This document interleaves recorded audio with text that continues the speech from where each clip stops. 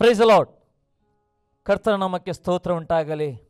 ಯೇಸು ಕ್ರಿಸ್ತನ ಆತನ ಕೃಪೆಯಿಂದ ಇನ್ನೊಂದು ಅರ್ಥಿ ಆತನ ಆರಾಧನೆ ಮಾಡೋದಕ್ಕೋಸ್ಕರ ದೇವರು ನಮ್ಮನ್ನು ಆತನ ಸಾನ್ನಿಧ್ಯಕ್ಕೆ ಕರೆದುಕೊಂಡು ಬಂದದಕ್ಕಾಗಿ ನಾನು ಸ್ತೋತ್ರ ಸಲ್ಲಿಸುವ. ಯಾಕಂದರೆ ನೋಡ್ತೇವೆ, ಆತನ ಕೊಟ್ಟಂಥ ಉಸಿರು, ಆತನ ಕೊಟ್ಟಂಥ ಜೀವ, ಆತನ ಕೊಟ್ಟಂಥ ಜೀವನ, ಆತನಿಗೊಂದೇ ನಾವು ಆತನ ಆರಾಧನೆ ಮಾಡಬೇಕೆಂಬುದು ಆತನು ಇಷ್ಟವುಳ್ಳವನಾಗಿದ್ದಾನೆ.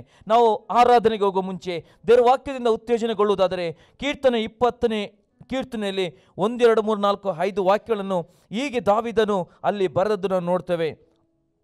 ಇಕ್ಕಟ್ಟಿನಲ್ಲಿ ಯೆಹೋವನು ನಿನ್ನ ಪ್ರಾರ್ಥನೆಯನ್ನು ಕೇಳಲಿ, ಯಾಕೋಬನ ದೇವರ ನಾಮವು ನಿನ್ನನ್ನು ಉದ್ಧಾರ ಮಾಡಲಿ, ತನ್ನ ಪರಿಶುದ್ಧ ನಿವಾಸದಿಂದ ನಿನಗೆ ಸಹಾಯ ಮಾಡಲಿ, ಚೀಯೋನಿಂದ ನಿನಗೆ ಆಧಾರ ದಯಪಾಲಿಸಲಿ, ನೀನು ಸಮರ್ಪಿಸಿದ ನೈವೇದ್ಯಗಳು ಆತನಿಗೆ ನೆನಪಿಗೆ ಬರಲಿ, ನೀನು ಮಾಡಿದ ಸರ್ವಾಂಗ ಹೋಮಗಳು ಆತನಿಗೆ ಮೆಚ್ಚುಗೆಯಾಗಲಿ, ಆತನು ನಿನ್ನ ಇಷ್ಟಾರ್ಥವನ್ನು ನೆರವೇರಿಸಲಿ, ನಿನ್ನೆಲ್ಲ ಸಂಕಲ್ಪಗಳು ಸಾಫಲ್ಯ ಮಾಡಲಿ, ನಿನ್ನ ಜಯದಲ್ಲಿ ಉತ್ಸಾಹಧ್ವನಿ ಮಾಡುವೆನು, ನಮ್ಮ ದೇವರ ಹೆಸರಿನಲ್ಲಿ ಧ್ವಜ ಎತ್ತುವೆನು, ಯೆಹೋವನು ನಿನ್ನ ಎಲ್ಲ ವಿಜ್ಞಾಪನೆಗಳಿಗೆ ನೆರವೇರಿಸಲಿ. ಆಮೆನ್. ನಾವು ದೇವರ ವಾಕ್ಯವನ್ನು ಈ ಸಮಯದಲ್ಲಿ ಹೇಳಿದ್ದೇವೆ. ಇಕ್ಕಟ್ಟಿನಲ್ಲಿ ಯೆಹೋವನು ನಮ್ಮ ಪ್ರಾರ್ಥನೆ ಕೇಳುವಂಥ ದೇವರಾಗಿದ್ದಾನೆ. ಕಣ್ಣೀರಿನ ಪ್ರಾರ್ಥನೆ, ಇಕ್ಕಟ್ಟಿನ ಪ್ರಾರ್ಥನೆ ನಾವು ಕೂಗಿಕೊಳ್ಳುವಾಗ ಆತನು ನಮ್ಮ ಪರವಾಗಿ ನಮಗೋಸ್ಕರ ಕಣ್ಣೀರು ಒರೆಸುವಂಥ ದೇವರು ಆತನೊಬ್ಬನೇ. ಅದಕ್ಕೆ ಕೆಳಗಿನ ವಾಕ್ಯ ಉಂಟು. ಹೌದು, ಯಾಕೋಬನ ದೇವರು ಮಾತ್ರ ನಮ್ಮನ್ನು ಉದ್ಧಾರ ಮಾಡುವುದು, ನಮ್ಮನ್ನು ಮೇಲಕ್ಕೆತ್ತುವುದು, ನಮ್ಮನ್ನು ಆಶೀರ್ವಾದ ಮಾಡುವುದು, ನಮ್ಮನ್ನು ಉನ್ನತಿಗೆ ತರುವುದು ಒಂದೇ ನಾಮ, ಅದು ಯೇಸುವಿನ ನಾಮವಾಗಿದೆ. ನಾವು ನೋಡ್ತೇವೆ, ಅನೇಕರು ಯಾರರ ಮೇಲೆ ಭರವಸೆ ಇಡ್ತಾರೆ, ಯಾರರ ಮೇಲೆ ನಾವು ನೋಡ್ತೇವೆ, ಅಶ್ವಬಲದಲ್ಲೆಲ್ಲ ಅಥವಾ ಜನರ ಬಲದಲ್ಲೆಲ್ಲ ನಮ್ಮ ಬಲ, ನಾವು ಭರವಸೆ ಇಡುವ ದೇವರು ಯೇಸು ಕ್ರಿಸ್ತನ ಒಬ್ಬನ ಆಗಿದ್ದಾನೆ. ಆತನ ಮೇಲೆ ಪೂರ್ಣವಾಗಿ ನಾವು ಭರವಸೆ ಇಡುವುದಾದರೆ ಮಾತ್ರ ಆತನು ನಿತ್ಯವೂ ನಮ್ಮ ಪ್ರಾರ್ಥನೆಗೆ ನಾವು ಕೂಗಿದಂಥ ಕೂಗು ಆತನು ಕೇಳಿಕೊಂಡು ನಮ್ಮ ಕಡೆಗೆ ಆತನು ತಿರುಗುವವನಾಗಿದ್ದಾನೆ. ಮತ್ತೆ ನೋಡ್ತೇವೆ ಅಲ್ಲಿ, ನೀನು ಸಮರ್ಪಿಸಿದ ನೈವೇದ್ಯಗಳು ಆತನಿಗೆ ನೆನಪಿಗೆ ಬರಲಿ. ಹೌದು ಪ್ರಿಯರೇ, ನಾವು ಅನೇಕ ರೀತಿಯಲ್ಲಿ ಆತನಿಗೆ ನಮ್ಮನ್ನ ಜೀವಿತನೋ ಸಮೀಪ ಆತನ ಸನ್ನಿಧಾನಕ್ಕೆ ಬಂದುಕೊಂಡು ನಾವು ಯಜ್ಞವನ್ನಾಗಿ ನಾವು ಸಮರ್ಪಣೆ ಮಾಡುವಾಗ ಅದು ಆತನಿಗೆ ಪರಿಮಳ ಪಾದೆಯಲ್ಲಿ ಆತನು ಆ ಯಜ್ಞದಲ್ಲಿ ಮೆಚ್ಚುವನಾಗಿದ್ದಾನೆ. ಆತನಿಗೆ ಅದೇ ಬೇಕು. ಅದಕ್ಕೆ ರೋಮಪುರದಲ್ಲಿ ನೋಡ್ತೇವೆ, ನಮ್ಮ ಶರೀರದ ಒಂದೊಂದು ಅಂಗಗಳು ಆತನಿಗೆ ಮೆಚ್ಚುಗೆಯಾದ ಶರೀರದ ಅಂಗಗಳನ್ನು ಒಪ್ಪಿಸಿಕೊಡುವುದಾದರೆ ಇದೇ ವಿವೇಕಪೂರ್ವಕವಾದ ಆರಾಧನೆ ಆಗಿದೆ. ನಾವು ಪರಿಪೂರ್ಣವಾಗಿ ಆತನನ್ನು ನೋಡಬೇಕಾ, ಆತನನ್ನು ನಾವು ಗೌರವಿಸಿಕೊಳ್ಬೇಕಾ, ಆತನು ನಮ್ಮ ಮಧ್ಯದಲ್ಲಿ ಚಲಿಸಬೇಕಾದರೆ ಪರಿಪೂರ್ಣವಾಗಿ ಆತನ ಮೇಲೆ ನಾವು ಭರವಸೆ ಇಡಬೇಕು. ದೇವ, ನಮ್ಮ ಪ್ರಾರ್ಥನೆ ಕೇಳು, ನಮ್ಮ ಆರಾಧನೆ ನೀನು ಚಲಿಸು, ನಮ್ಮ ಆರಾಧನೆ ನೀನು ಮಹಿಮೆ ಒಳ್ಳಬೇಕು. ದೇವ, ಅನೇಕ ರೀತಿಯಲ್ಲಿ ಈ ಒಂದು ಆರಾಧನೆ ನೋಡುವಂಥ ಒಬ್ಬರ ಜೀವಿತದಲ್ಲೂ ಒಂದು ಕುಟುಂಬದಲ್ಲೂ ನಿನ್ನ ಕಾರ್ಯಗಳಾಗಬೇಕೆಂಬುದು ದೇವ ನಾವು ಪ್ರಾರ್ಥಿಸುವವರಾಗಿದ್ದೇವೆ. ಅದಲ್ಲದೆ ದೇವರ ವಾಕ್ಯ ಹೇಳ್ತದೆ, ನಿನ್ನ ಜಯದಲ್ಲಿ ಉತ್ಸಾಹಧ್ವನಿ ಮಾಡುವೆನು, ನಮ್ಮ ದೇವರ ಹೆಸರಲ್ಲಿ ಧ್ವಜ ಎತ್ತುವೆನು. ಹೌದು, ನಮ್ಮ ದೇವರು, ನಾವು ದೇವರು ಯಾವಾಗಲೂ ಉತ್ಸಾಹಧ್ವನಿ ಮಾಡುವುದಾದರೆ, ನಾವು ಯಾವಾಗಲೂ ದೇವರಿಗೆ ಕೀರ್ತನೆ ಆಡುವುದಾದರೆ, ನಾವು ಯಾವಾಗಲೂ ದೇವರನ್ನ ಘನಪಡಿಸೋದಾದರೆ ನಾವು ನೋಡ್ತೇವೆ ನಮ್ಮ ಆ ಒಂದು ಕಣ್ಣೀರು ನಿವಾರಿಸಲ್ಪಡ್ತದೆ. ನಮ್ಮನ್ನು ಉದ್ಧಾರ ರೀತಿಯಲ್ಲಿ ದೇವರು ಉನ್ನತಿಗೆ ತಂದು ನಮ್ಮನ್ನು ಒಂದು ಸ್ಥಿರವಾಗಿ ನಮ್ಮನ್ನು ಬಲಪಡಿಸುವಂತ ದೇವರು ಆತನಾಗಿದ್ದಾನೆ. ಅದಕ್ಕೆ ಆತನ ವಾಕ್ಯ ಹೇಳ್ತದೆ, ಇಕ್ಕಟ್ಟಿನಲ್ಲಿ ನನ್ನ ಪ್ರಾರ್ಥನೆ, ಹೌದು ನಮ್ಮ ಪ್ರಾರ್ಥನೆ ಆತನು ಕೇಳುವನಾಗಿದ್ದಾನೆ. ಯಥಾರ್ಥರ ಪ್ರಾರ್ಥನೆ, ಒಂದು ಹೌದು ನೀತಿವಂತರ ಪ್ರಾರ್ಥನೆ, ಆ ವಿಧೇಯತೆಯ ಪ್ರಾರ್ಥನೆ ಆತನು ಕೇಳುತ್ತಾನೆ. ಅದಕ್ಕೋಸ್ಕರ ಈ ಸಮಯದಲ್ಲಿ ನಾವು ನಮ್ಮ ಜೀವಿತವನ್ನು ಒಪ್ಪಿಸಿಕೊಡೋಣ. ನಾವು ಆರಾಧನೆಗೆ ಬಂದಿದ್ದೇವೆ. ಆತನಿಗೆ ಬೇಕು ಒಂದು ವಿವೇಕಪೂರ್ವಕವಾದ ಆರಾಧನೆ, ಒಂದು ಯೋಗ್ಯವಾದ ಆತನಿಗೆ ಆರಾಧನೆ ಬೇಕು. ನಾವು ಪರಿಪೂರ್ಣವಾಗಿ ನಮ್ಮನ್ನು ನಾವು ಸ್ಮರಿಸಿಕೊಳ್ಬೇಕು, ನಮ್ಮನ್ನು ನಾವು ತಗ್ಗಿಸಿಕೊಳ್ಳುವ ದೇವ, ನೀನು ನಮ್ಮ ಮಧ್ಯದಲ್ಲಿ ನೀನು ಚಲಿಸಬೇಕು, ನಿನ್ನ ಮಹಿಮೆಯಿಂದ ನಮ್ಮನ್ನು ತುಂಬಿಸಬೇಕೆಂಬುದು. ಯಾಕಂದರೆ ಆತನ ಹೊಸ ವರ್ಷ, ಈ 2023ನೇ ವರ್ಷದಲ್ಲಿ ದೇವರು ನಮ್ಮನ್ನು ಉದ್ಧಾರ ಮಾಡಲಿಕ್ಕೆ ಬಯಸ್ತಾನೆ. ನಮ್ಮೆಲ್ಲರದ ಇಷ್ಟಾರ್ಥಗಳು ಯಾವ ರೀತಿಯಲ್ಲಿ ನೀವು ಪ್ರಾರ್ಥನೆ ಮಾಡ್ತಾ ಇದ್ದೀರೋ, ಯಾವ ರೀತಿಯಲ್ಲಿ ದೇವರ ಹತ್ರ ಕೂಗಿ ಮೊರೆ ಇಡ್ತಾರೋ ಅದನ್ನು ನೆರವೇರಿಸುವಂಥ ವರ್ಷವನ್ನಾಗಿ ದೇವರು ಈ ವರ್ಷ ಕೊಡುವನಾಗಿದ್ದಾನೆ. ಅದಕ್ಕೋಸ್ಕರ ಆತನ ಸಾನ್ನಿಧ್ಯದಲ್ಲಿ ನಮ್ಮ ಹೃದಯವನ್ನು ಬಿಚ್ಚಿಕೊಳ್ಬೇಕು. ನಮ್ಮ ಆ ಹೃದಯವನ್ನು ಆತನಿಗೆ ಬಿಚ್ಚಿಕೊಂಡು ಕೂಗುವುದಾದರೆ ಆತನು ಸಮೀಪದಲ್ಲಿದ್ದುಕೊಂಡು ನಮ್ಮ ಎಲ್ಲ ಇಕ್ಕಟ್ಟುಗಳಿಂದ, ಎಲ್ಲ ಕೊರತೆಗಳಿಂದ ಆತನು ಬಿಡಿಸುವನಾಗಿದ್ದಾನೆ. ಅದಕ್ಕೆ ನಾವು ಆರಾಧನೆಗೂ ಮುಂಚೆ ನಮ್ಮ ಜೀವಿತವನ್ನು ಒಪ್ಪಿಸಿಕೊಡ್ತಾ, ಹೌದು ಆತನಿಗೆ ಒಂದು ಪರಿಪೂರ್ಣವಾಗಿ ಪ್ರಾರ್ಥನೆ ಪೂರ್ವಕವಾಗಿ ನಾವು ಈ ಸಮಯದಲ್ಲಿ ಆರಾಧನೆಗೆ ಹೋಗುವ. ಸ್ವರ್ಗ ನಮ್ಮ ತಂದೆ ದೇವರೇ, ನಿಮಗೆ ನಾವು ಸ್ತೋತ್ರ ಸಲ್ಲಿಸ್ತೇವೆ. ಕರ್ತನೆ ರಾಜ ಪವಿತ್ರಾತ್ಮ, ನಿಮಗೆ ಸ್ವಾಗತವನ್ನು ಕೋರುತ್ತೇನೆ. ಕೀರ್ತನೆ 20ನೇ ಕೀರ್ತನೆ ಹೇಳ್ತದೆ, ಇಕ್ಕಟ್ಟಿನಲ್ಲಿ ನಿನ್ನ ಪ್ರಾರ್ಥನೆ ದೇವರಿಗೆ ಕೇಳಲಿ ಎಂಬುದು. ಹೌದು, ನಿನ್ನ ಇಷ್ಟಾರ್ಥಗಳು ನೆರವೇರಿಸಲಿ, ನಿನ್ನ ಸಂಕಲ್ಪವು ಸಾಫಲ್ಯವಾಗಲಿ ಎಂಬುದು. ದೇವ, ನಮ್ಮ ಸಂಕಲ್ಪ, ನಮ್ಮ ಹೃದಯ ಇಷ್ಟಾರ್ಥ, ನಮ್ಮೆಲ್ಲ ರೀತಿಯ ಆ ಒಂದು ಕನಸು ಅದು ನನಸಾಗುವಂಥ ವರ್ಷವನ್ನಾಗಿ ದೇವ ಈ ವರ್ಷ ಕೊಟ್ಟಿದ್ದೆ ಕರ್ತನೆಪ್ಪ.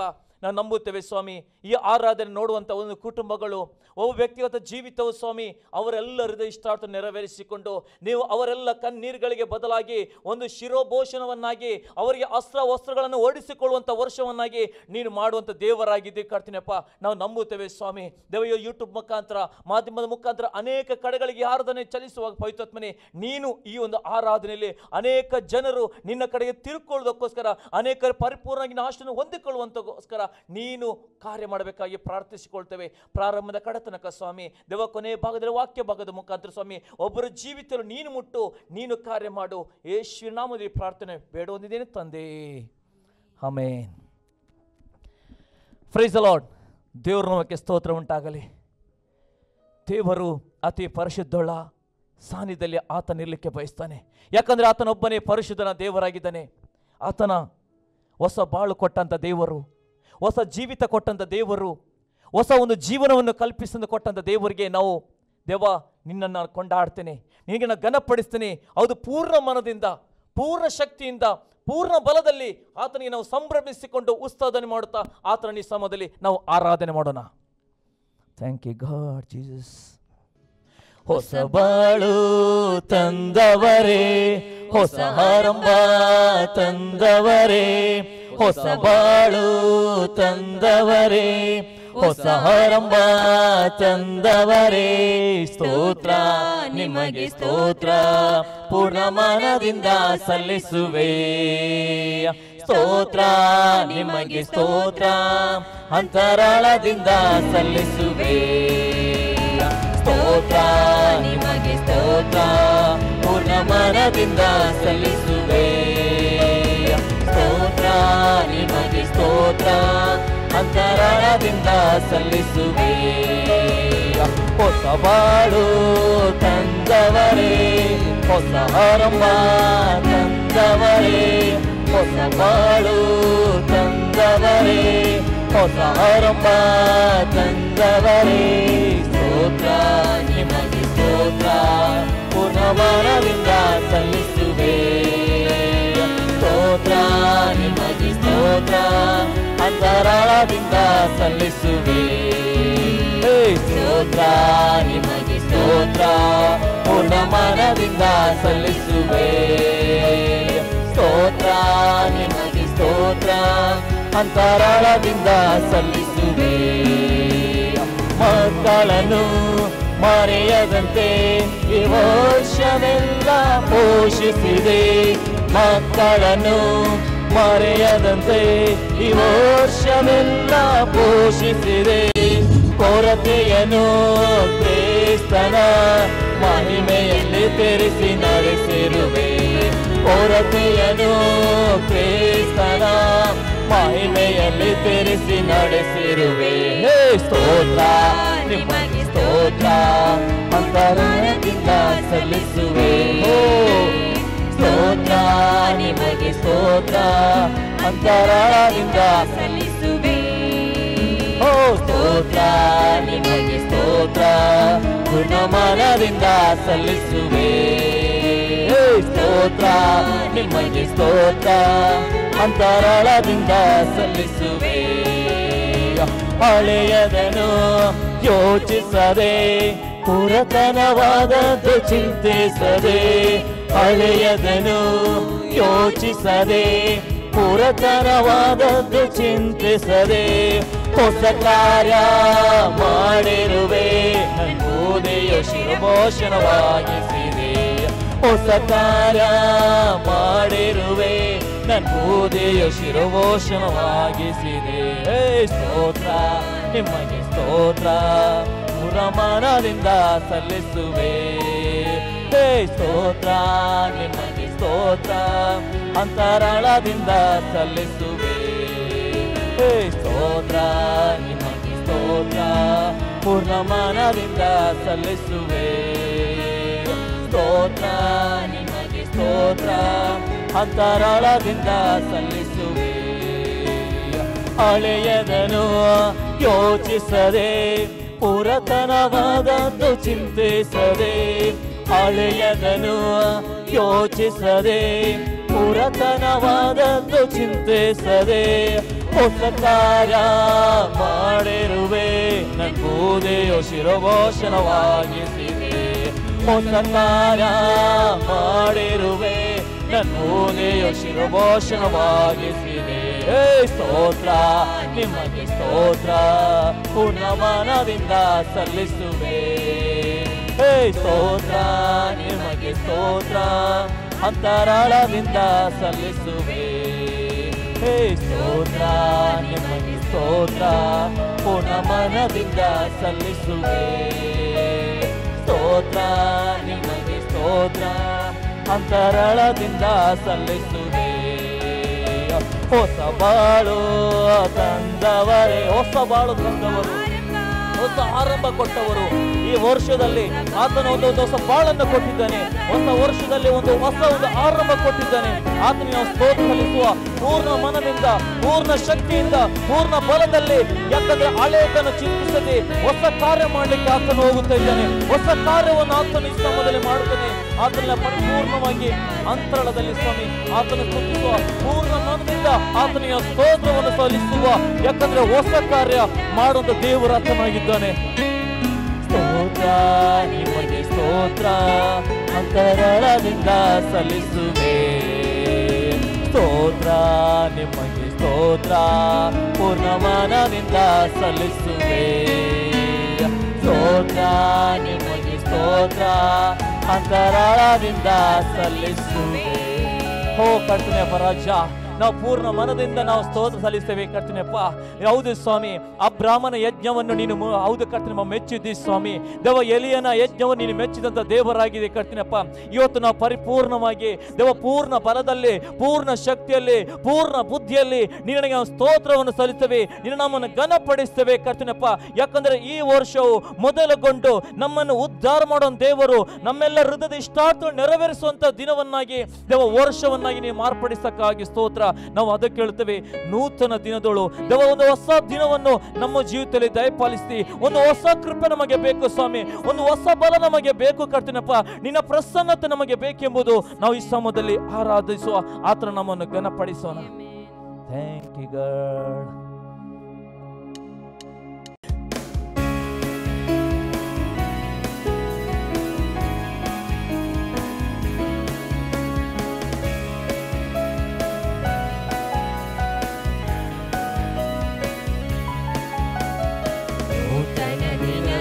ನನ್ನ ನಡೆಸು, ನೂತನ ಕೃಪೆಯಿಂದ ನನ್ನ ತುಂಬಿಸು.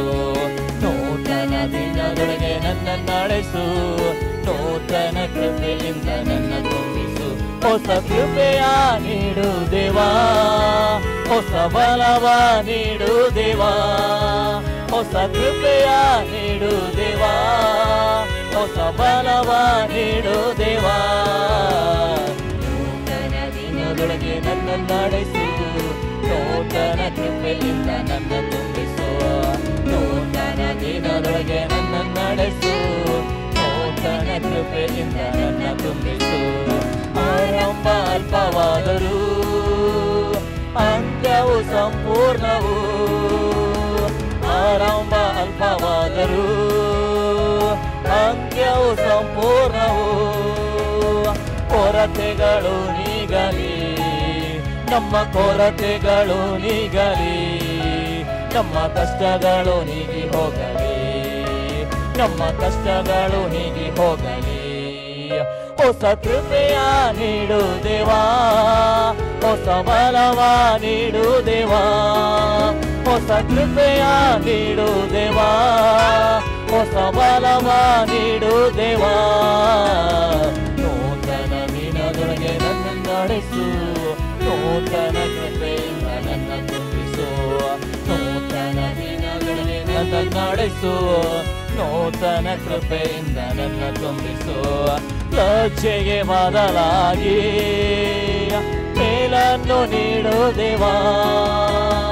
ಲಜ್ಜೆಗೆ ಬದಲಾಗಿ ಮೇಲನ್ನು ನೀಡು ದೇವಾ.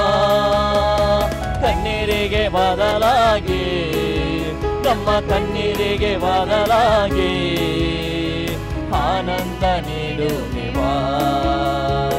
ಆನಂದ ನೀಡು ದೇವಾ, ಹೊಸ ಕೃಪೆಯ ನೀಡು ದೇವಾ, ಹೊಸ ಬಲವ ನೀಡು ದೇವಾ, ಹೊಸ ಕೃಪೆಯ ನೀಡು ದೇವಾ, ಹೊಸ ಬಲವ ನೀಡು ದೇವಾ. ನೂತನ ದಿನದೊಳಗೆ ನನ್ನ ನಡೆಸು, ನೂತನ ಕೃಪೆಯಿಂದ ನನ್ನ ತುಂಬಿಸು, ನೂತನ ದಿನದೊಳಗೆ ನನ್ನ ನಡೆಸು, ನೂತನ ಕೃಪೆಯಿಂದ ನನ್ನ ತುಂಬಿಸು. ಸವಾಲನ್ನು ಎದುರಿಸಲು, ಈ ಲೋಕವನ ಜಯಿಸಲು, ಸವಾಲನ್ನು ಎದುರಿಸಲು, ಈ ಲೋಕವನ ಜಯಿಸಲು, ಸಂಬಂಧವ ಸ್ಥಿರಪಡಿಸಲು, ನಮ್ಮ ಸಂಬಂಧವ ಸ್ಥಿರಪಡಿಸಲು, ಸಮಾಧಾನ ಹೊಂದಲು, ಸಮಾಧಾನ ಹೊಂದಲು. ಹೊಸ ಕೃಪೆಯ ನೀಡು ದೇವಾ, ಹೊಸ ಬಲವ ನೀಡು ದೇವಾ, ಹೊಸ ಕೃಪೆ ದೇವ, ನಮಗೆ ಹೊಸ ಕೃಪೆ ನಾವು ಕೇಳಿಕೊಳ್ಳುತ್ತದೆ ಸ್ವಾಮಿ. ನೂತನ ದಿನದೊಳಗೆ ನನ್ನ ನಡೆಸು, ನೂತನ ಕೃಪೆಯಿಂದ ನನ್ನ ತುಂಬಿಸು, ನೂತನ ದಿನದೊಳಗೆ ನನ್ನ ನಡೆಸು, ನೂತನ ಕೃಪೆಯಿಂದ ನನ್ನ ತುಂಬಿಸು. ಲಜ್ಜೆಗೆ ಬದಲಾಗಿ ಮೇಲನ್ನು ನೀಡು ದೇವಾ, ಹೌದು ಸ್ವಾಮಿ, ಲಜ್ಜೆಗೆ ಬದಲಾಗಿ ಮೇಲನ್ನು ನೀಡು ದೇವಾ, ಕಣ್ಣೀರಿಗೆ ಬದಲಾಗಿ ನಮ್ಮ ಕಣ್ಣೀರಿಗೆ ಬದಲಾಗಿ ಆನಂದ ನೀಡು ದೇವಾ, ಆನಂದ ನೀಡು ದೇವಾ, ಹೊಸ ಕೃಪೆಯ ನೀಡು ದೇವಾ, ಹೊಸ ಬಲವ ನೀಡು ದೇವಾ, ಹೊಸ ಕೃಪೆಯ ನೀಡು ದೇವಾ, ಹೊಸ ಬಲವ ನೀಡು ದೇವಾ. ನೂತನ ದಿನದೊಳಗೆ ನನ್ನ ನಡೆಸು, ನೂತನ ಕೃಪೆಯಿಂದ ನನ್ನ ತುಂಬಿಸು, ನೂತನ ದಿನದೊಳಗೆ ನನ್ನ ನಡೆಸು, ನೂತನ ಕೃಪೆಯಿಂದ ನನ್ನ ತುಂಬಿಸು. ಸವಾಲನ್ನು ಎದುರಿಸಲು, ಈ ಲೋಕವನ ಜಯಿಸಲು, ಸವಾಲನ್ನು ಎದುರಿಸಲು, ಈ ಲೋಕವನ ಜಯಿಸಲು, ಸಂಬಂಧವ ಸ್ಥಿರಗೊಳಿಸಲು, ನಮ್ಮ ಸಂಬಂಧವ ಸ್ಥಿರಗೊಳಿಸಲು, ಸಮಾಧಾನ ಹೊಂದಲು, ಸಮಾಧಾನ ಹೊಂದಲು. ಹೊಸ ಕೃಪೆ, ಹೊಸ ಕೃಪೆಯ ನೀಡು ದೇವಾ, ಹೊಸ ಬಲವ ನೀಡು ದೇವಾ, ಹೊಸ ಕೃಪೆಯ ನೀಡು ದೇವಾ, ಹೊಸ ಬಲವ ನೀಡು ದೇವಾ, ಹೊಸ ಕೃಪೆಯ ನೀಡು ದೇವಾ. ಹೌದು ಕರ್ತನೆಪ್ಪ, ನಮಗೆ ನಿನ್ನ ಹೊಸ ಕೃಪೆ ಬೇಕು ಸ್ವಾಮಿ, ನಮಗೆ ಹೊಸ ಒಂದು ಮಾರ್ಗದರ್ಶನ ಬೇಕು, ನಮಗೆ ಹೊಸ ಒಂದು ಆಲೋಚನೆಗಳು ಬೇಕು ಸ್ವಾಮಿ. ನಿನ್ನ ಹೊಸ ಒಂದು ಪ್ರಸನ್ನತೆಯಿಂದ ನಮ್ಮನ್ನು ತುಂಬಿಸಬೇಕು ಸ್ವಾಮಿ. ಯಾಕಂದ್ರೆ ಈ ಹೊಸ ದಿನದೊಳಗೆ ಸ್ವಾಮಿ ದೇವ, ನಮ್ಮ ಜೀವಿತದಲ್ಲಿ ದೇವ ಕಣ್ಣೀರಿಗೆ ಬದಲಾಗಿ ಒಂದು ಮೇಲನ್ನು ಕೊಡುವಂತ ದೇವರು, ನಮ್ಮನ್ನು ಉದ್ಧಾರ ಮಾಡುವಂತ ದೇವರೇ, ನಮ್ಮನ್ನು ಉನ್ನತಿಗೆ ತರುವಂತ ದೇವರೇ, ನಮಗೆ ನಿನ್ನ ಕೃಪೆಯ ಮಹತ್ವವನ್ನು ದೇವ, ಕೃಪೆಯ ಆಳವನ್ನು ಸ್ವಾಮಿ ನಮ್ಮ ಜೀವಿತದಲ್ಲಿ ದಯಪಾಲಿಸಬೇಕು. ಪವಿತ್ರನೇ, ಈ ಲೋಕದಲ್ಲಿ ನಾವು ನಡೆಯಲು, ಈ ಲೋಕವನ್ನು ಎದುರಿಸಲು ಸ್ವಾಮಿ ನಿನ್ನ ಕೃಪೆಯಿಂದ ನಮ್ಮನ್ನು ತುಂಬಿಸು, ನಮ್ಮನ್ನು ತುಂಬಿಸು ಪವಿತ್ರಾತ್ಮನೇ, ನಮ್ಮನ್ನು ತುಂಬಿಸಬೇಕು ನಿನ್ನ ಬಲದಲ್ಲಿ, ನಿನ್ನ ಶಕ್ತಿಯಲ್ಲಿ ನಾವು ಆತ್ಮನಿಂದ ತುಂಬಲ್ಪಡುವರಾಗುವಂತೆ ಮಾಡು ಪರಿಶುದ್ಧಾತ್ಮನೇ. ದೇವ, ನಾನು ಸ್ತೋತ್ರ ಕರ್ತನೇ, ನಿನಗೆ ಸ್ತೋತ್ರಲಿತ್ತವೆ. ನಿನ್ನ ಕೃಪೆ ಸುರಿಸುವುದಕ್ಕಾಗಿ ಸ್ತೋತ್ರ, ನಿನ್ನ ಮಹಿಮೆಯನ್ನು ಸುರಿಸುವುದಕ್ಕಾಗಿ ಸ್ತೋತ್ರ. ಹೌದು, ನಿನ್ನ ಪೌಲನಿಗೆ ಹೇಳಿದ್ದಿ, ನನ್ನ ಕೃಪೆಯೇ ನಿನಗೆ ಸಾಕು ಎಂಬುದು ಸ್ವಾಮಿ. ದೇವ, ಬಲಹೀನತೆಯಲ್ಲಿ ನನ್ನ ಪೂರ್ಣ ಬಲವು ನಿನಗೆ ಸಾಧಕವಾಗುವುದು ಎಂಬುದು ದೇವ, ನಿನ್ನ ಆ ಒಂದು ಕೃಪೆಯ ಮುಖಾಂತರ ನಮ್ಮ ಜೀವಿತದಲ್ಲಿ ಒಂದು ಉನ್ನತಿಯನ್ನು ತರುವುದಕ್ಕಾಗಿ ಸ್ತೋತ್ರ. ಪವಿತ್ರಾತ್ಮನೇ, ನಿನ್ನ ಕೃಪೆ ಇಲ್ಲದೆ ನಾವು ಏನು ಮಾಡ್ಲಿಕ್ಕೂ ಅಸಾಧ್ಯ ಕರ್ತನೆ, ಏನು ಮಾಡ್ಲಿಕ್ಕೂ ಸಾಧ್ಯವಿಲ್ಲ. ಆ ಮೋಶೆ ಹೇಳುತ್ತಾನೆ, ನಿನ್ನ ಪ್ರಸನ್ನತೆ ನಮಗೆ ತೋರಿಸು, ನಿನ್ನ ಪ್ರಸನ್ನತೆ ನಮಗೆ ತೋರಿಸು, ನಿನ್ನ ಪ್ರಸನ್ನತೆ ಇಲ್ಲದೆ ನಾನು ಹೋಗುವುದಿಲ್ಲ ಎಂಬುದು ದೇವ ನಾವು ಕೇಳಿಕೊಳ್ಳುತ್ತೇವೆ. ಈ ಒಂದು ಸ್ವಾಮಿ ದಿವಸಗಳಲ್ಲಿ ಸ್ವಾಮಿ ನಿನ್ನ ಆತ್ಮನ ಮುಖಾಂತರ ನಾವು ನಿನ್ನ ಕೃಪೆಯಲ್ಲಿ ತುಂಬುವವರಾಗಬೇಕು ಸ್ವಾಮಿ. ಈ ಲೋಕವು ನಶ್ವರ, ಈ ಲೋಕದ ಆಡಂಬರಗಳು ನಶ್ವರ ಹೋಗ್ತದೆ ಕರ್ತನೆಪ್ಪ. ಅದಕ್ಕೆ ನಾವು ಹೇಳ್ತೀವಿ, ಆರಾಧನೆಗೆ ಇಮ್ಯಾನ್ಯುಯಲ್ ನೀನಾಗಿದ್ದಿ, ನೀನೊಬ್ಬನೇ ಪರಿಶುದ್ಧನಾಗಿದ್ದೆ ಕರ್ತನಪ್ಪ. ನೀನು ನಿತ್ಯ ನಿರಂತರವು ಸ್ವಾಮಿ. ನೀನು ಒಬ್ಬನೇ ಸ್ತುತಿ ಸ್ತೋತ್ರಕ್ಕೆ ಯೋಗ್ಯನುಳ್ಳ ದೇವರೆಂಬುದು ಈ ಸಮಯದಲ್ಲಿ ನಾವು ಕೊನೆಯದಾಗಿ ನಮ್ಮ ಕಣ್ಣುಗಳನ್ನು ಮುಚ್ಚಿಕೊಳ್ಳುವ, ನಮ್ಮ ಮೊಣಕಾಲುಗಳನ್ನು ಬಾಗಿಕೊಳ್ಳುವ, ನಮ್ಮನ್ನು ತಗ್ಗಿಸಿಕೊಳ್ಳುತ್ತಾ ಆರಾಧನೆ ಇಮ್ಮಾನುವೇಲನೇ, ನಿನಗೊಂದೊಬ್ಬನಿಗೆ ಆರಾಧನೆ ಎಂಬುದು ಈ ಸಮಯದಲ್ಲಿ ಆತನ ಆರಾಧನೆ ಮಾಡೋಣ. Thank you god.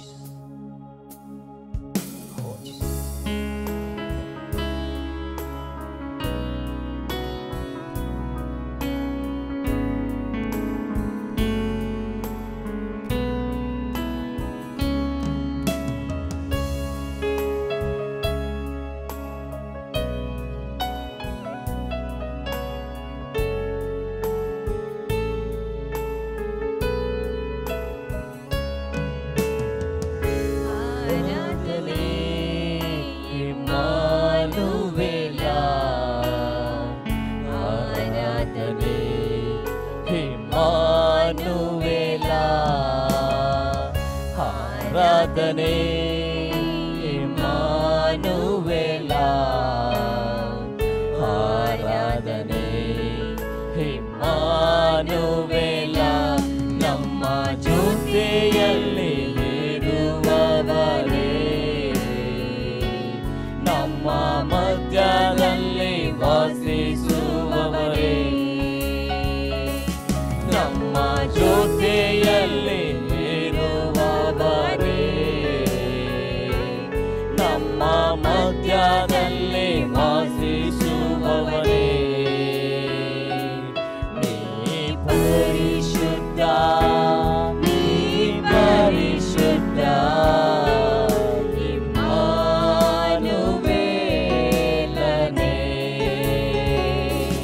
ನೀ ಪರಿಶುದ್ಧ, ನೀ ಪರಿಶುದ್ಧ,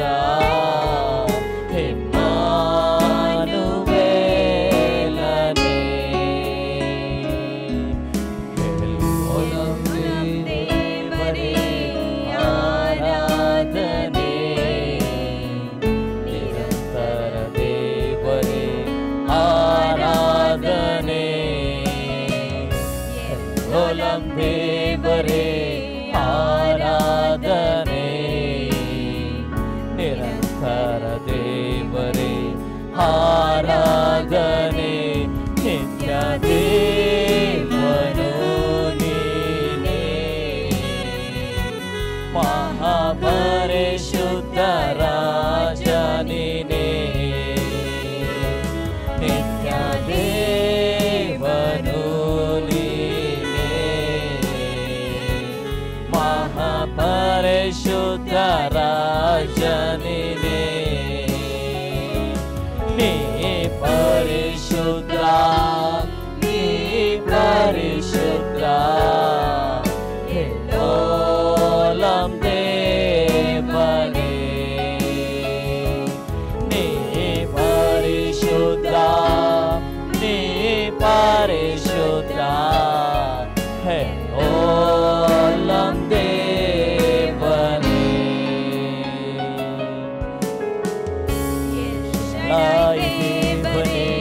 ಆರಾಧನೆ, ಸರ್ವಶಕ್ತನೇ ಆರಾಧನೆ,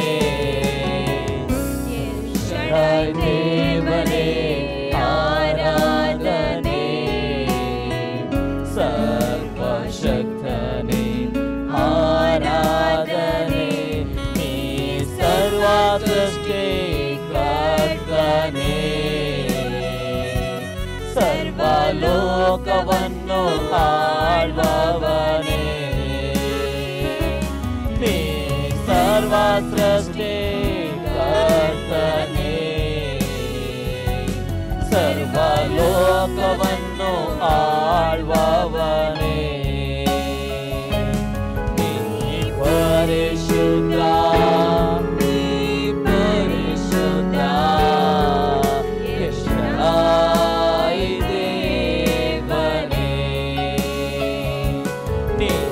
ಪರಿಶುದ್ಧ, ನೀ ಪರಿಶುದ್ಧ,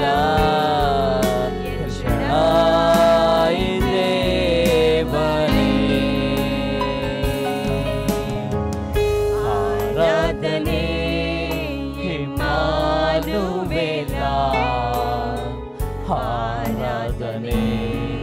ಇಮ್ಮಾನುವೇಲ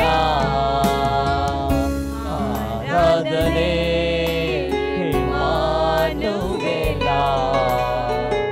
ಆರಾಧನೆ ಇಮ್ಮಾನುವೇಲ ನಮ್ಮ ಜೊತೆಯಲ್ಲಿ ಇರುವವನೇ ನಮ್ಮ ಮಧ್ಯದಲ್ಲಿ ವಾಸಿಸುವವನೇ ನಮ್ಮ ಜೊತೆಯಲ್ಲಿ ಇರುವವನೇ ನಮ್ಮ ಮಧ್ಯದಲ್ಲಿ ವಾಸಿಸುವವನೇ ನಮ್ಮ ಜೊತೆಯಲ್ಲಿ ಇರುವವನೇ ನಮ್ಮ ಮಧ್ಯದಲ್ಲಿ ವಾಸಿಸುವವನೇ ನಮ್ಮ ಜೊತೆಯಲ್ಲಿ ದೇವ ನಮ್ಮ ಜೊತೆಯಲ್ಲಿರುವಂತ ದೇವರು ನೀನೊಬ್ಬನೇ ಕರ್ತನೆಪ್ಪ, ನೀನೊಬ್ಬನೇ ಸ್ವಾಮಿ, ನಿರಂತರವಾಗಿರುವಂತ ದೇವರು ನೀನೊಬ್ಬನೇ ಸರ್ವ ಸೃಷ್ಟಿಯಂತ ಕಾಪ, ನೀನೊಬ್ಬನೇ ಪರಿಶುದ್ಧ ನಿವಾಸದಲ್ಲಿ ವಾಸಿಸುವಂತ ದೇವರಾಗಿದೆ. ಕೆರೂಬ್ಯರು ಸೆರಾಫ್ಯರು ದಿನನಿತ್ಯ ಸ್ತುತಿಸುವಂತ ದೇವಾದಿ ರಾಜಾದಿರಾಜ ನೀನೊಬ್ಬನೇ ಕರ್ತನೆಪ್ಪ. ನಿನ್ನನಾಮನ ಘನಪಡಿಸ್ತೇವೆ ಸ್ವಾಮಿ, ನಿನ್ನನಾಮನ ಘನಪಡಿಸ್ತೇವೆ ಸ್ವಾಮಿ. ನೀನೊಬ್ಬನೇ ಪರಿಶುದ್ಧನು ಕರ್ತನೆಪ್ಪ. ಇಮ್ಮಾನುವೇಲನ ದೇವರು, ಏಲೋಲಮನ ದೇವರು, ಎಲಿಷಾಡನ ದೇವರೇ ನಿನಗೆ ಆರಾಧನೆ ಸ್ವಾಮಿ. ಪರಿಶುದ್ಧ ಇಮ್ಮಾನುವೇಲನೇ,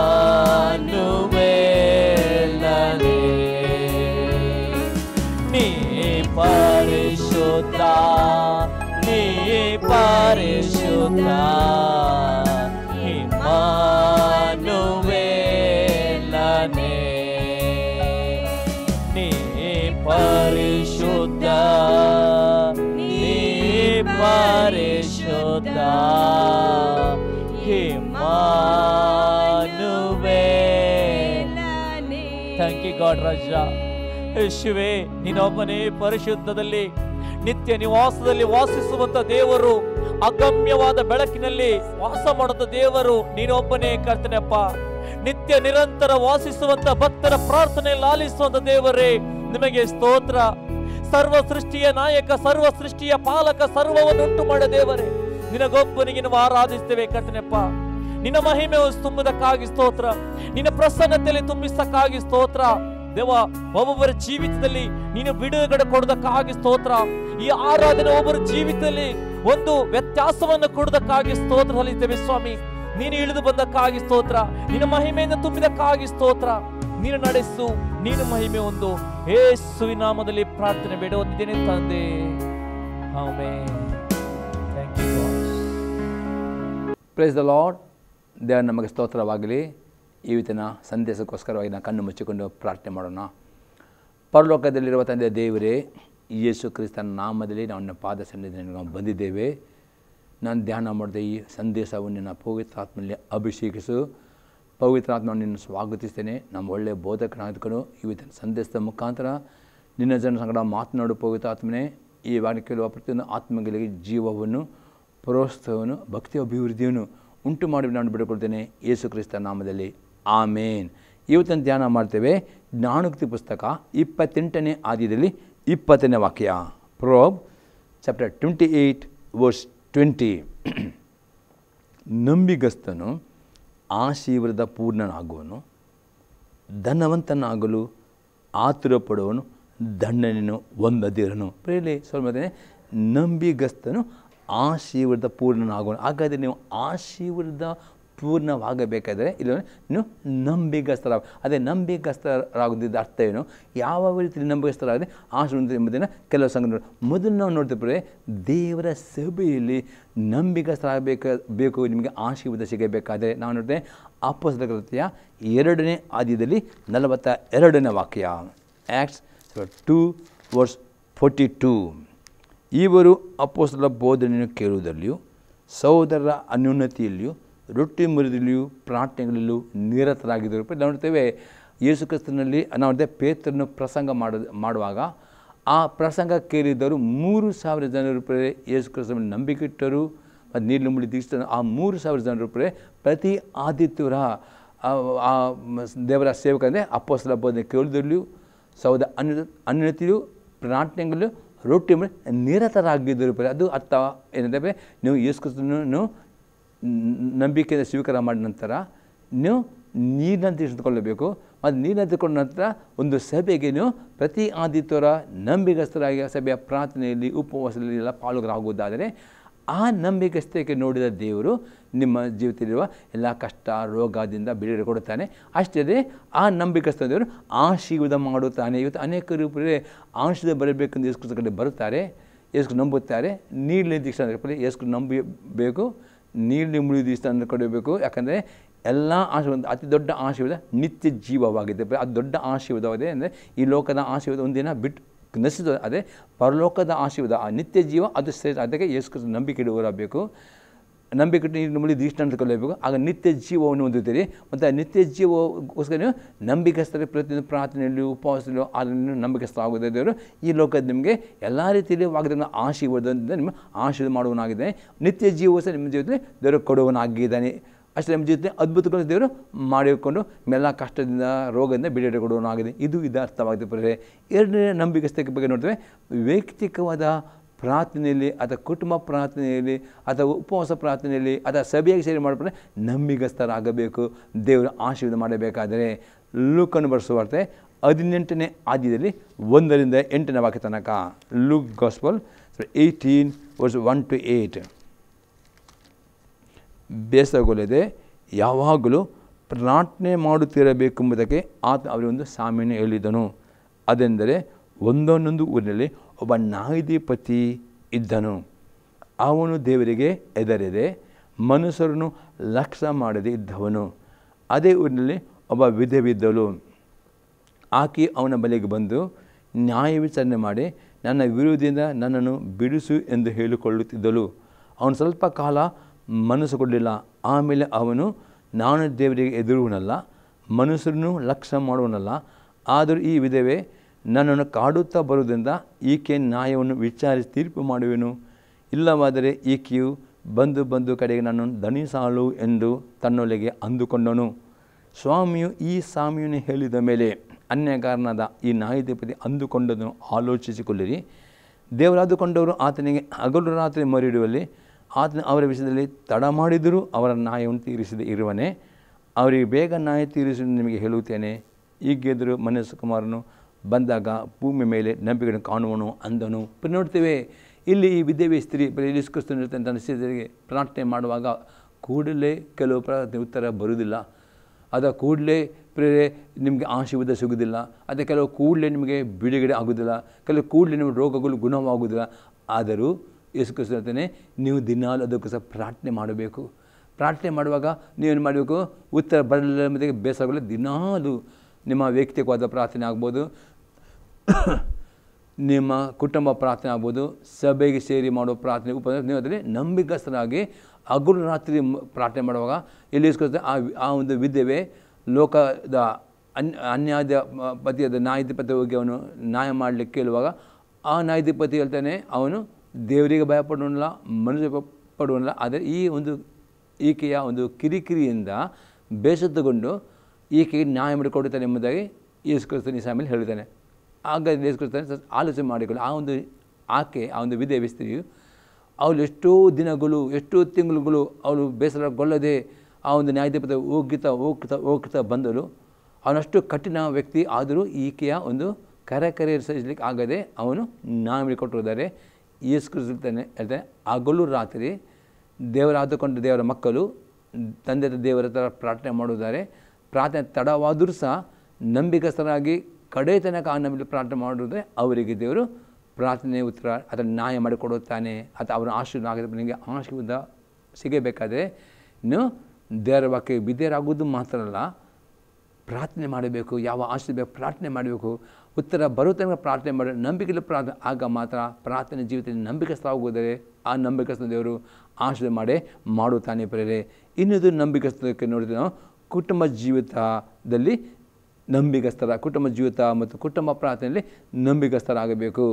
ಪೇತ್ರನ ಬರೆದ ಮೊದಲನೇ ಪತ್ರಿಕೆ ಅಲ್ಲಿ 3ನೇ ಅಧ್ಯಾಯದಲ್ಲಿ 6 ಮತ್ತು 7ನೇ ವಾಕ್ಯ. First Peter chapter 3 verse 6 and 7. ಸಾರಲು ಹಾಗೆ ಅಬ್ರಾಮನಿಗೆ ವಿಧೇಯನಾಗಿದ್ದು ಅವನನ್ನು ಯಜಮಾನ ಎಂದು ಕರೆದಳು ಎಂದು ಬರೆದಿದೆ. ನೀವು ಸಾರಲ ಕುಮಾರ್ತೆಗಳಿಗಿದ್ದೀರಲ್ಲ. ಇಲ್ಲಿ ಅಪೊಸ್ತಲ ಪೇತ್ರನು ಕುಟುಂಬದಲ್ಲಿ ನೀವು ಗಂಡ ಹೆಂಡತಿ, ಕುಟುಂಬದ ಗಂಡ ಹೆಂಡತಿ ಮಕ್ಕಳು, ಈ ಕುಟುಂಬ ಆಶ್ರಯಕೊಳ್ಳಬೇಕಾದ್ರೆ ಮೊದಲು ಹೆಂಡತಿ ಆದವಳು ತನ್ನ ಗಂಡನ್ನು ತನ್ನ ಯಜಮಾನ ಎಂದು ಹೇಳಿಕೊಂಡು ಆ ಗಂಡನಿಗೆ ಎಲ್ಲ ರೀತಿಯಲ್ಲಿ ಗೌರವವನ್ನು ಕೊಟ್ಟು ಅಧೀನರಾಗಬೇಕು ಮತ್ತು ಆ ತನ್ನ ದಾಂಪತ್ಯ ಜೀವಿತದಲ್ಲಿ ಆ ಹೆಂಡತಿ ಗಂಡನಿಗೆ ಅದನ್ನಾಗಿ ನಂಬಿಕಸ್ಥಲಾಗಬೇಕು ಎಂಬುದರಲ್ಲಿ ಅಪೇಕ್ಷೆ ಹೇಳ್ತಾನೆ. ಹಾಗೆ 7ನೇ ವಾಕ್ಯ ನೋಡ್ತೇವೆ. ಅದೇ ಪುರುಷರೇ ಸ್ತ್ರೀಯು ಪುರುಷನಿಗಿಂತ ಬಳೆಯೆಂದು ಜ್ಞಾಪಕ ಮಾಡಿಕೊಂಡು ನಿಮ್ಮ ಹೆಂಡತಿಯರ ಸಂಗಡ ವಿವೇಕದಿಂದ ಒಗೆತನ ಮಾಡಬೇಕು. ಹಾಗೆ ಗಂಡಸರು ಸಹ ಗಂಡನೂ ಸಹ ತನ್ನ ಹೆಂಡತಿಯ ಶಾರೀರಿಕ ಬಲಹೀನತೆ ನೋಡಿಕೊಂಡು ಆ ಬಲಹೀನತೆಯಲ್ಲಿ ಆ ಗಂಡ ತನ್ನ ಹೆಂಡತಿಗೆ ಒಂದು ಬೆನ್ನೆಲುಬು ಹಾಕಿಕೊಂಡು ತನ್ನ ಹೆಂಡತಿಗೆ ಒಂದು ಸಪೋರ್ಟ್ ಹಾಕಿಕೊಂಡು ತನ್ನ ಹೆಂಡತಿಯನ್ನು ಸುಧಾರಿಸಿಕೊಂಡು ಹೆಂಡತಿಯ ಒಂದು ದಾಂಪತ್ಯ ಜೀವಿತದಲ್ಲಿ ಎಲ್ಲ ವಿಷಯದಲ್ಲೂ ನಂಬಿಕಸ್ಥನಾಗಿ ಇರಬೇಕು ಎಂಬುದಾಗಿ ಪೇತ್ರನಲ್ಲಿ ಹೇಳ್ತಾನೆ. ಪ್ರೇರೆ ಅವರು ಜೀವವರೆಗೆ ನಿಮ್ಮೊಂದಿಗೆ ಬಾಧ್ಯರಾಗಿದ್ದಂತ ತಿಳಿದು ಅವರಿಗೆ ಮಾನವನ್ನು ಸಲ್ಲಿಸಿರಿ. ಹೀಗೆ ನಡೆದರೆ ನಿಮ್ಮ ಪ್ರಾರ್ಥನೆ ಅಡ್ಡಿ ಇರುವುದಿಲ್ಲ. ಅದು ಇವತ್ತು ಅನೇಕ ಕುಟುಂಬಗಳು ಕೂಗುತ್ತಾರೆ, ನಮಗೆ ಕಷ್ಟ ಬಿಡುಗಡೆಯಾಗುವುದಿಲ್ಲ, ನಮಗೆ ಶಾಪ ಬಿಡುಗಡೆ. ಇವತ್ತು ನಿಮ್ಮ ಕುಟುಂಬದಲ್ಲಿ ಬಿಡುಗಡೆ ಬರಬೇಕಾ ಆಶ್ರಯ ಮೊತ್ತ ಗಂಡ ಹೆಂಡತಿಯ ಐಕ್ಯತೆಯಲ್ಲಿ ದಾಂಪತ್ಯ ಜೀವಿತದಲ್ಲಿ ಒಬ್ಬರೊಬ್ಬರು ನಂಬಿಕಸ್ಥರಾಗಲಿ ಕಲಿಯಬೇಕು.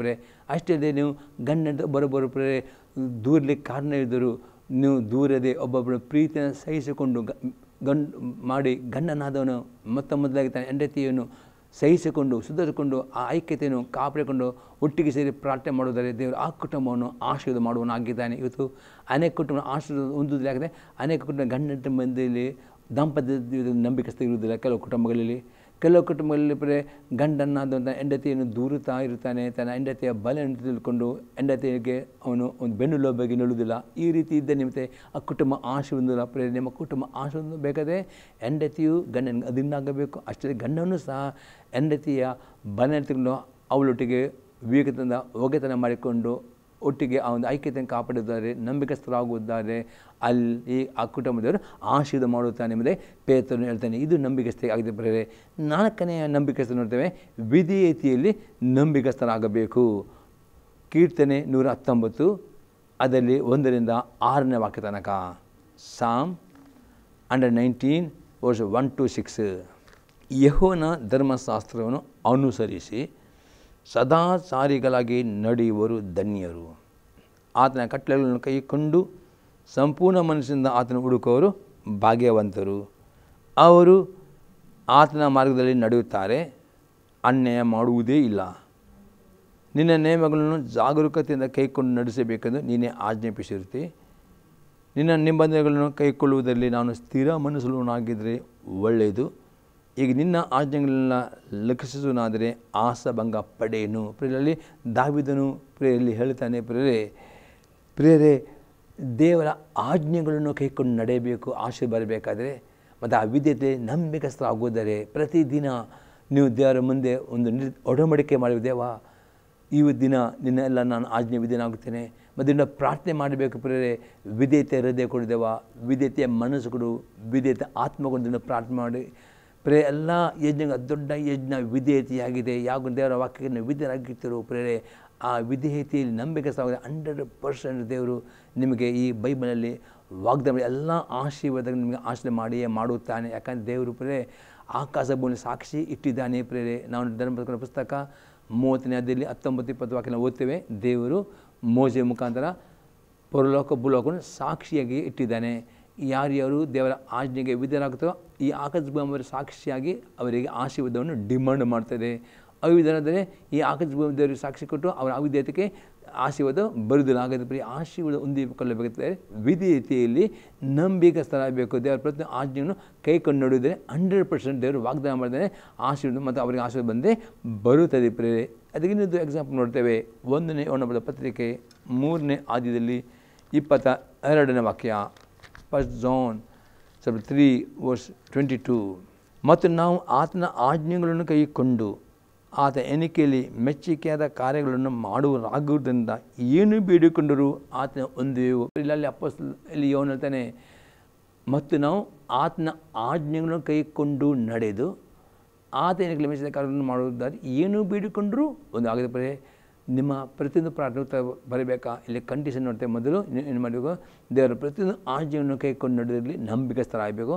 ಅಷ್ಟೇ ಅಲ್ಲದೆ ದೇವರಿಗೆ ಮೆಚ್ಚುವಂಥ ಕಾರ್ಯ ಅಂದರೆ ದೇವರ ನಾಮಕ್ಕೆ ಯಾವ ಕ್ರಿಯೆಗಳು ಮೆಚ್ಚುಗೆ ತರ್ತಾವೋ ಆ ದೇವರಿಗೆ ಮೆಚ್ಚಿಗಾಗುವಂಥ ಕ್ರಿಯೆಗಳನ್ನು ಮಾಡುವುದಾದರೆ ಡೆಫಿನೆಟ್ ದೇವರು ಪರಲೋಕಕ್ಕೆ ಅಪ್ಪಣೆ ಕೊಡ್ತಾನೆ. ಆ ಪರಲೋಕ ನಿಮಗೆ ಆಶೀರ್ವಾದ, ನೀವು ಪ್ರತಿಯೊಂದು ಪ್ರಾರ್ಥನೆಗೆ ಆಶೀರ್ವಾದ ಹೊಂದುತ್ತೀರಿ. ಯಾಕಂದರೆ ಯೇಸು ಅಲ್ಲಿ ಅತಿ ಫಲವನ್ನು ಮತ್ತು ನನ್ನ ಕೈಕೊಂಡು ನಡೆದು ಆತ ಮೆಚ್ಚ ಕಾರ್ಯ ಮಾಡುವುದು ಏನು ಬೇಡಿಕೊಂಡರೂ ದೇವರು ಕೊಡುವನಾಗಿದ್ದಾನೆ. ಹಾಗಾದರೆ ನೀವು ಆಶೀರ್ವಾದ ಹೊಂದಬೇಕಾದ್ರೆ ವಿಧೇಯತೆಯಲ್ಲಿ ನಂಬಿಕಸ್ಥರಾಗುವುದೇ ಡೆಫಿನೆಟ್ ದೇವರು ಆಶೀರ್ವಾದವನ್ನು ಹೊಂದಿಕೊಳ್ಳುತ್ತೀರಿ. ಅದು ಅವಿಧೇಯತೆ ನಿಮ್ಮಲ್ಲಿ ಬಂದರೆ ಅವಿಧೇಯ ನಿಮಿತ್ತ ಆಶೀರ್ವಾದ ಕಳೆದುಕೊಳ್ಳುತ್ತೆ. ಅದಕ್ಕೆ ಎಂದಿಗೂ ದೇವರ ಆಜ್ಞೆಗೆ ಅವಿಧೇಯರಾಗಬಾರದು. ಪ್ರೇರೆ 5ನೇ ಸಂಘ ನೋಡ್ತೇವೆ, ದೇವರು ಕೊಟ್ಟ ಎಲ್ಲ ತಾನಂದಗಳನ್ನು ದೇವರ ಮಹಿಮೆಗಾಗಿ ಉಪಯೋಗಿಸಿಕೊಳ್ಳುವವರು ಆಗಬೇಕು.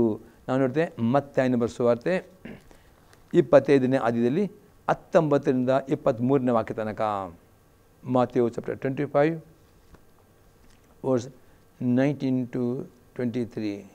ಬಹುಕಾಲದ ಮೇಲೆ ಆ ಆಳುಗಳ ದನಿಯು ಬಂದು ಅವರಿಂದ ಲೆಕ್ಕ ತೆಗೆದುಕೊಳ್ಳಲು 5 ತಾಲಂತು ಹೊಂದಿದ್ದವನು ಮುಂದೆ ಬಂದು, ಇನ್ನು 5 ತಾಲಂತು ತಂದ ಸ್ವಾಮಿ, ನೀನು 5 ತಾಲಂತನ್ನು ನನಗೆ ಕೊಟ್ಟಿದ್ದೀಯಲ್ಲ, ಈಗೋ ನಿನ್ನ ಇನ್ನೂ 5 ತಾಲಂತು ಸಂಪಾದಿಸಿದ್ದೇನೆ ಅಂದನು. ಅವನ ದನಿಯು, ಬಲ ನಂಬಿಕಸ್ಥನ ಒಳ್ಳೆಯ ಆಳು, ನೀನು ಸ್ವಲ್ಪ ಕಾಲದಲ್ಲಿ ನಂಬಿಕಸ್ಥನಾಗಿದ್ದಿ, ದೊಡ್ಡ ಕಾಲದಲ್ಲಿ ನಿನ್ನನ್ನು ಇಡುತ್ತೇನೆ, ನಿನ್ನ ದನಿಯ ಸೌಭಾಗ್ಯದಲ್ಲಿ ಸೇರು. ಪ್ರೇರೆ ಅತಿ ಸ್ಪಷ್ಟ ನೋಡ್ತೇವೆ ಪ್ರೇರೆ. ಇಲ್ಲಿ ಯೇಸು ಕ್ರಿಸ್ತನು ತಾಯ ಗರ್ಭದಿಂದಲೇ ನಿಮಗೆ ಒಬ್ಬೊಬ್ಬರೊಂದು ತಾಳಂತಗಳನ್ನು ವರಗಳನ್ನು ಸೇವೆಯಲ್ಲಿ ಕೊಟ್ಟಿದ್ದಾನೆ. ಪ್ರೇರೆ ನೀವು ಯೇಸು ನಂಬಿಕೆಟ್ಟು ನೀರು ಮುಳಿದಿಷ್ಟ ಅಂತಕೊಳ್ಳುವಾಗ ನಿಮಗೆ ದೇವರು ನಿಮಗೆ ಪವಿತ್ರಾತ್ಮ ಮುಖಾಂತರ ದೀಕ್ಷಾಸ್ನಾನ ಕೊಡುತ್ತಾನೆ, ನಿಮಗೆ ವರಗಳನ್ನು ಅನುಗ್ರಹಿಸ್ತಾನೆ. ಪ್ರೇರೆ ನೀವು ದೇವರ ಕೇಳಿಕೊಳ್ಳಬೇಕು, ದೇವ ನಿನಗೋಸ್ಕರ ನಾನು ಮಿನುಗಲು ಯಾವ ವರಗಳು ನಾನು ಕೊಟ್ಟಿದ್ದು ಕೇಳಿ ಆ ದೇವರ ನೀವು ಕೊಟ್ಟ ವರಗಳನ್ನು ನಿಮಗೆ ದೇವರು ಕನ್ಫರ್ಮ್ ಮಾಡುವನಾಗಿದೆ. ಆ ಕೊಟ್ಟ ವರಗಳನ್ನು ಆ ಕೊಟ್ಟ ದೇವರ ಮೈ ಉಪಯೋಗ ಮಾಡುವಬೇಕು. ಅದರಲ್ಲಿ ನಂಬಿಕಸ್ಥರಾಗುವುದೇ ದೇವರು ಇನ್ನೂ ನಿಮಗೆ ಅಭಿಷೇಕ ಮಾಡ್ತಾನೆ ಮತ್ತು ಎಲ್ಲ ರೀತಿಯಲ್ಲಿ ನಿಮ್ಮನ್ನು ಆಶೀರ್ವಾದ ಮಾಡ್ತಾನೆ. ಪ್ರೇರೆ ಇದು ಅತಿ ಇಂಪಾರ್ಟೆಂಟ್ ಆಗಿದೆ ಆಶೀರ್ವಾದ ಹೊಂದಿಕೊಳ್ಳಬೇಕಾದರೆ. ಇನ್ನೊಂದು ಎಕ್ಸಾಂಪಲ್ ನೋಡ್ತೇವೆ, 1ನೇ ಕೊರಿಂಥದವರ ಪತ್ರಿಕೆ 15ನೇ ಅಧ್ಯಾಯದಲ್ಲಿ 58ನೇ ವಾಕ್ಯ. 1 Corinthians chapter 15 verse 28. ಆದ್ದರಿಂದ ನನ್ನ ಪ್ರಿಯ ಸಹೋದರರೇ, ತಿರಚಿತ್ತರಾಗಿಯೂ ನಿಶ್ಚಲರಾಗಿರಿ. ನೀವು ಕರ್ತನ ಸೇವೆಯಲ್ಲಿ ಪಡುವ ಪ್ರಯಾಸವು ನಿಷ್ಫಲವಾಗುವುದಿല്ലെಂದು ತಿಳಿದು ಕರ್ತನ ಕೆಲಸವನ್ನು ಯಾವಾಗಲೂ ಅತಿ ಆಸಕ್ತಿಯಿಂದ ಮಾಡುವರಾಗಿರಿ. ಅಪೊಸ್ತಲ ಹೇಳ್ತಾನೆ, ಆದ ಕಾರಣ ನನ್ನ ಪ್ರಿಯ ಸಹೋದರರೇ, ಸ್ಥಿರಚಿತ್ತರಾಗಿಯೂ ನಿಶ್ಚಲರಾಗಿ. ಅಪೊಸ್ತಲ ಪೌಲನು ಹೇಳ್ತಾನೆ, ನಿಮಗೆ ಕೊಟ್ಟ ಸೇವೆಯನ್ನು ಮಾಡುವುದನ್ನು ಸ್ಥಿರಚಿತ್ತರಾಗಬೇಕು, ನಿಶ್ಚಲವಾಗಿರಬೇಕು. ನೀವು ಕರ್ತನ ಸೇವೆಯಲ್ಲಿ ಪಡುವ ಪ್ರಯಾಸ ನಿಷ್ಫಲವಾಗುವುದನ್ನು ತಿಳಿದು ಕರ್ತನ ಕೆಲಸವನ್ನು ಯಾವಾಗಲೂ ಅತಿ ಆಸಕ್ತಿಯಿಂದ ಮಾಡುವರಾಗಿರಿ. ಅಪೊಸ್ತಲ ಹೇಳ್ತಾನೆ, ನೀವು ಕರ್ತನ ಸೇವೆಯಲ್ಲಿ ದೇವರು ಮಾಡುವ ಯಾವುದೇ ನಿಮ್ಮ ಪರಿಶ್ರಮ ಪ್ರಯತ್ನ ಒಂದು ವ್ಯಕ್ತವಾಗುವುದಿಲ್ಲ, ಎಲ್ಲವನ್ನು ದೇವರು ತನ್ನ ದಾಮೂಲ ಪುಸ್ತಕ ಇಟ್ಟುಕೊಳ್ತಾನೆ ಮತ್ತು ಎಲ್ಲದಕ್ಕೆ ನಿಮಗೆ ಇಲ್ಲಿ ಭೂಮಿಯಲ್ಲಿ ಆಶೀರ್ವಾದ ಕೊಡುತ್ತಾನೆ. ಅದಕ್ಕೆ ಆಸಕ್ತಿಯಿಂದ ದೇವರ ಸೇವೆ ಮಾಡುವರಾಗಬೇಕು. ನೀವು ಆಶೀರ್ವಾದ ಹೊಂದಿಕೊಳ್ಳಬೇಕಿದೆ. ಎಷ್ಟು ತನಕ ನಿಮ್ಮ ಸೇವೆಗಾಗಿ ನೀವು ಸಮರ್ಪಣೆ ಮಾಡಿ ಕೊಡೋದಿಲ್ಲೋ, ಅತಿ ಆಸಕ್ತಿಯಿಂದ ಮಾಡಿದ್ರು ಆಗ ನಿಮಗೆ ಆಶೀರ್ವಾದ ಸಿಗುವುದಿಲ್ಲ. ಹಾಗಾದರೆ ಆಶೀರ್ವಾದ ಹೊಂದಬೇಕಾದ್ರೆ ದೇವರು ಏನು ನಿಮಗೆ ತಾಳಂತ ಕೊಟ್ಟಿದ್ದಾನೋ ವಾಕ್ಯದ ಮುಖಾಂತರ ಗುರುತಿಸಿಕೊಳ್ಳಿ. ಆ ದೇವರ ಸೇವಕರು ಮತ್ತು ಕನ್ಫರ್ಮ್ ಮಾಡಲ್ಪಟ್ಟರೆ ಅದು ದೇವರ ಮಹಿಮೆಗಾಗಿ ನೀವು ಉಪಯೋಗ ಮಾಡುವುದಾರೆ ಅಂಥ ದೇವರು 100% ಆಶೀರ್ವಾದ ಮಾಡುವವನು ಆಗಿದ್ದಾನೆ ಎಂಬುದಾಗಿ ಮತ್ತೆ ನೋಡುತ್ತೇವೆ. ಅದೇ ರೀತಿ 6ನೇ ಸಂಗತಿ, ದಶಮೋಹ ಸಂಬಂಧ ಕಾಣೆ ಕೊಡದೆ ನಂಬಿಕಸ್ಥರಾಗಬೇಕು. ನೋಡ್ತೇವೆ ಮಲಾಕಿ ಪುಸ್ತಕ 3ನೇ ಅಧ್ಯಾಯ 10ರಿಂದ 12 ವಾಕ್ಯ. Malachi chapter 3 verse 10 to 12. ನನ್ನ ಆಲಯವು ಆಹಾರ ಶೂನ್ಯವಾಗದಂತೆ ನೀವು ದಶಮಾಂಶ ಯಾವತ್ತನ್ನು ಭಂಡಾರಕ್ಕೆ ತೆಗೆದುಕೊಂಡು ಬನ್ನಿರಿ. ನನ್ನ ಪರಲೋಕದ ದ್ವಾರಗಳನ್ನು ತೆರೆಯುವುದು, ನಿಮ್ಮಲ್ಲಿ ಸ್ಥಳ ಹಿಡಿಯಲಾಗದಷ್ಟು ಸುವರವನ್ನು ಸುರಿಯುವೇನು ಇಲ್ಲವೋ ನಾನು ಹೀಗೆ ಪರೀಕ್ಷಿಸಿರಿ. ಇದು ಸೇನಾಧೀಶ್ವರ ಯೆಹೋವನ ನುಡಿ. ನುಂಗೋ ಹುಳು ನಾನು ನಿಮಗೆ ತಡೆಯುವೆನು, ಅದು ನಿಮ್ಮ ಭೂಮಿಯ ಫಲವನ್ನು ನಾಶ ಮಾಡೋದು, ನಿಮ್ಮ ದ್ರಾಕ್ಷಿ ಹಣ್ಣು ತೋಟದಲ್ಲಿ ಉದುರಿ ಹೋಗೋದು. ಇದು ಸೇನಾಧೀಶ್ವರ ಯೆಹೋವನ ನುಡಿ. ಆಗ ಸಕಲ ಜನಾಂಗಗಳು ನಿಮ್ಮನ್ನು ದಣಿದು ಕೊಂಡಾಡುವರು, ನಿಮ್ಮ ದೇಶವು ಆನಂದವಾಗಿರುವುದು. ಇದು ಸೇನಾಧೀಶ್ವರ ಯೆಹೋವನ ನುಡಿ. ಪ್ರೇರೆ 6ನೇ ಸಂಗತಿಯಾಗಿದೆ, ನಿಮಗೆ ಆರ್ಥಿಕವಾಗಿ ಸಮೃದ್ಧಿ ಬೇಕಾ, ನಿಮ್ಮ ಕೆಲಸದಲ್ಲಿ ನಿಮ್ಮ ಸಂಬಳ ಡಬಲ್ವಾಗಬೇಕಾ? ನಿಮ್ಮ ಸಾಲದ ಬಿಡಿ ನೀವು ಪ್ರತಿಯೊಂದು ನಿಮಗೆ ಸಿಕ್ಕಿದ ಆದಾಯದಿಂದ ದೇವರಿಗೆ ಸಮರ್ಪಣೆ ಮಾಡೋ ದಶಮಾಂಶವನ್ನು ಕಾಣಿಕೆಯನ್ನು ಕೊಡಿದ್ರೆ ನಂಬಿಕಸ್ಥರಾಗಬೇಕು ಪ್ರಿಯರೇ.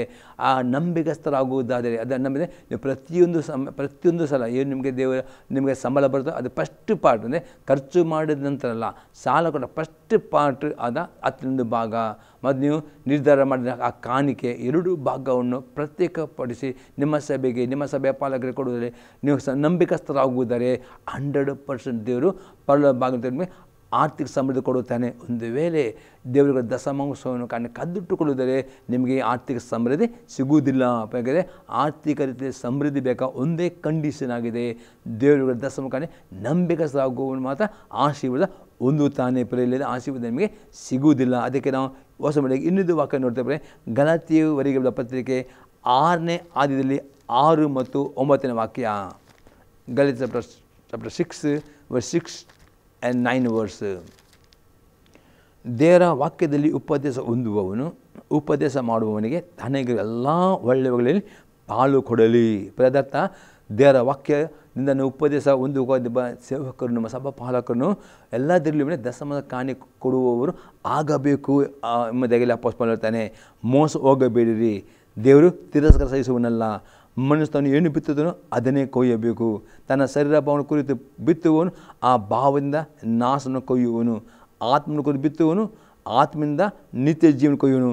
ಒಳ್ಳೆಯದನ್ನು ಮಾಡುವುದರಲ್ಲಿ ಬೇಸರಗೊಳ್ಳದಿರೋಣ, ಯಾಕೆಂದರೆ ಮನಗೊಂದಿದ್ದರೆ ತಕ್ಕ ಸಮಯದಲ್ಲಿ ಬೆಲೆಯನ್ನು ಕೊಯ್ಯು. ಇಲ್ಲ ಹೇಳ್ತಾನೆ, ನೀವು ದೇವರ ಸೇವಕರಿಗೆ ಕೊಡುವ ದಶಮಾಂಶ ನಂಬಿಕಸ್ಥರಾಗುವುದಾರೆ ಪ್ರಿಯರೇ. ಕಡೆ ನಂಬಿಕಸ್ಥರಾಗಿದೆ ದೇವರು ನಿಮ್ಮ ನಂಬಿಕೆ ನೋಡ್ತಾನೆ ಪ್ರಿಯರೇ. ನೀವು ನಂಬಿಕಸ್ಥರಾಗುವುದಾದರೆ ದೇವರು ನೋಡ್ತಾನೆ ತಕ್ಕ ಸಮಯದಲ್ಲಿ ನಿಮ್ಮ ದಶಮಾಂಶ ಕಾಣಿಕೆ ಸರಿಯಾದ ರೀತಿಯಲ್ಲಿ ಅದರ ಆರ್ಥಿಕ ಸಮೃದ್ಧಿ ನಿಮ್ಮ ಸಂಬಳದಲ್ಲಿ ಡಬ್ಬಲ್ ಈ ರೀತಿ ನಿಮಗೆ ಆರ್ಥಿಕವಾದ ಸಮೃದ್ಧಿಯನ್ನು ಕೊಡುವನಾಗಿದೆ. ಅದನ್ನು ನಂಬಿಕಸ್ಥರಾಗಬೇಕು, ತಾಳ್ಮೆಯಿಂದ ಕೊಡಬೇಕು. 1 ಸಲ ಕೊಡೋದು 2 ಸಲ ಕೊಡೋದು, ಪ್ರತಿ ತಿಂಗಳು ಪ್ರತಿ ಸಲ ನೀವು ನಂಬಿಕೆ ಕೊಡೋದು ದೇವ ತಕ್ಕ ಸಮಯ ಆರ್ಥಿಕ ಬೆಲೆಯನ್ನು ನೀವು ಕೊಯ್ಯುತ್ತೀರಿ ಎಂಬುದಾಗಿ ಅಪೊಸ್ತಲನಲ್ಲಿ ಹೇಳುತ್ತಾನೆ.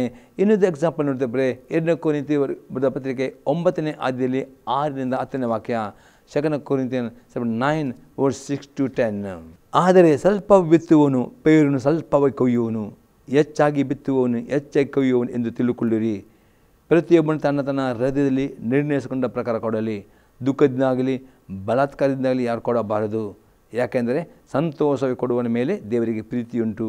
ದೇವರು ಸಕಲ ವಿಧವಾದ ದಾನಗಳು ನಿಮಗೆ ಧಾರಾಳವಾಗಿ ಅನುಗ್ರಹಿಸಿ ಶಕ್ತನಾದ್ದರಿಂದ ನೀವು ಯಾವಾಗಲೂ ಎಲ್ಲ ವಿಷಯಗಳಲ್ಲಿ ಪರಿಪೂರ್ಣತೆ ಉಳ್ಳವರಾಗಿ ಸಕಲ ಸತ್ಕಾರ್ಯವನ್ನು ಹೇರಳವಾಗಿ ಮಾಡುವರಾಗಿರಬೇಕು.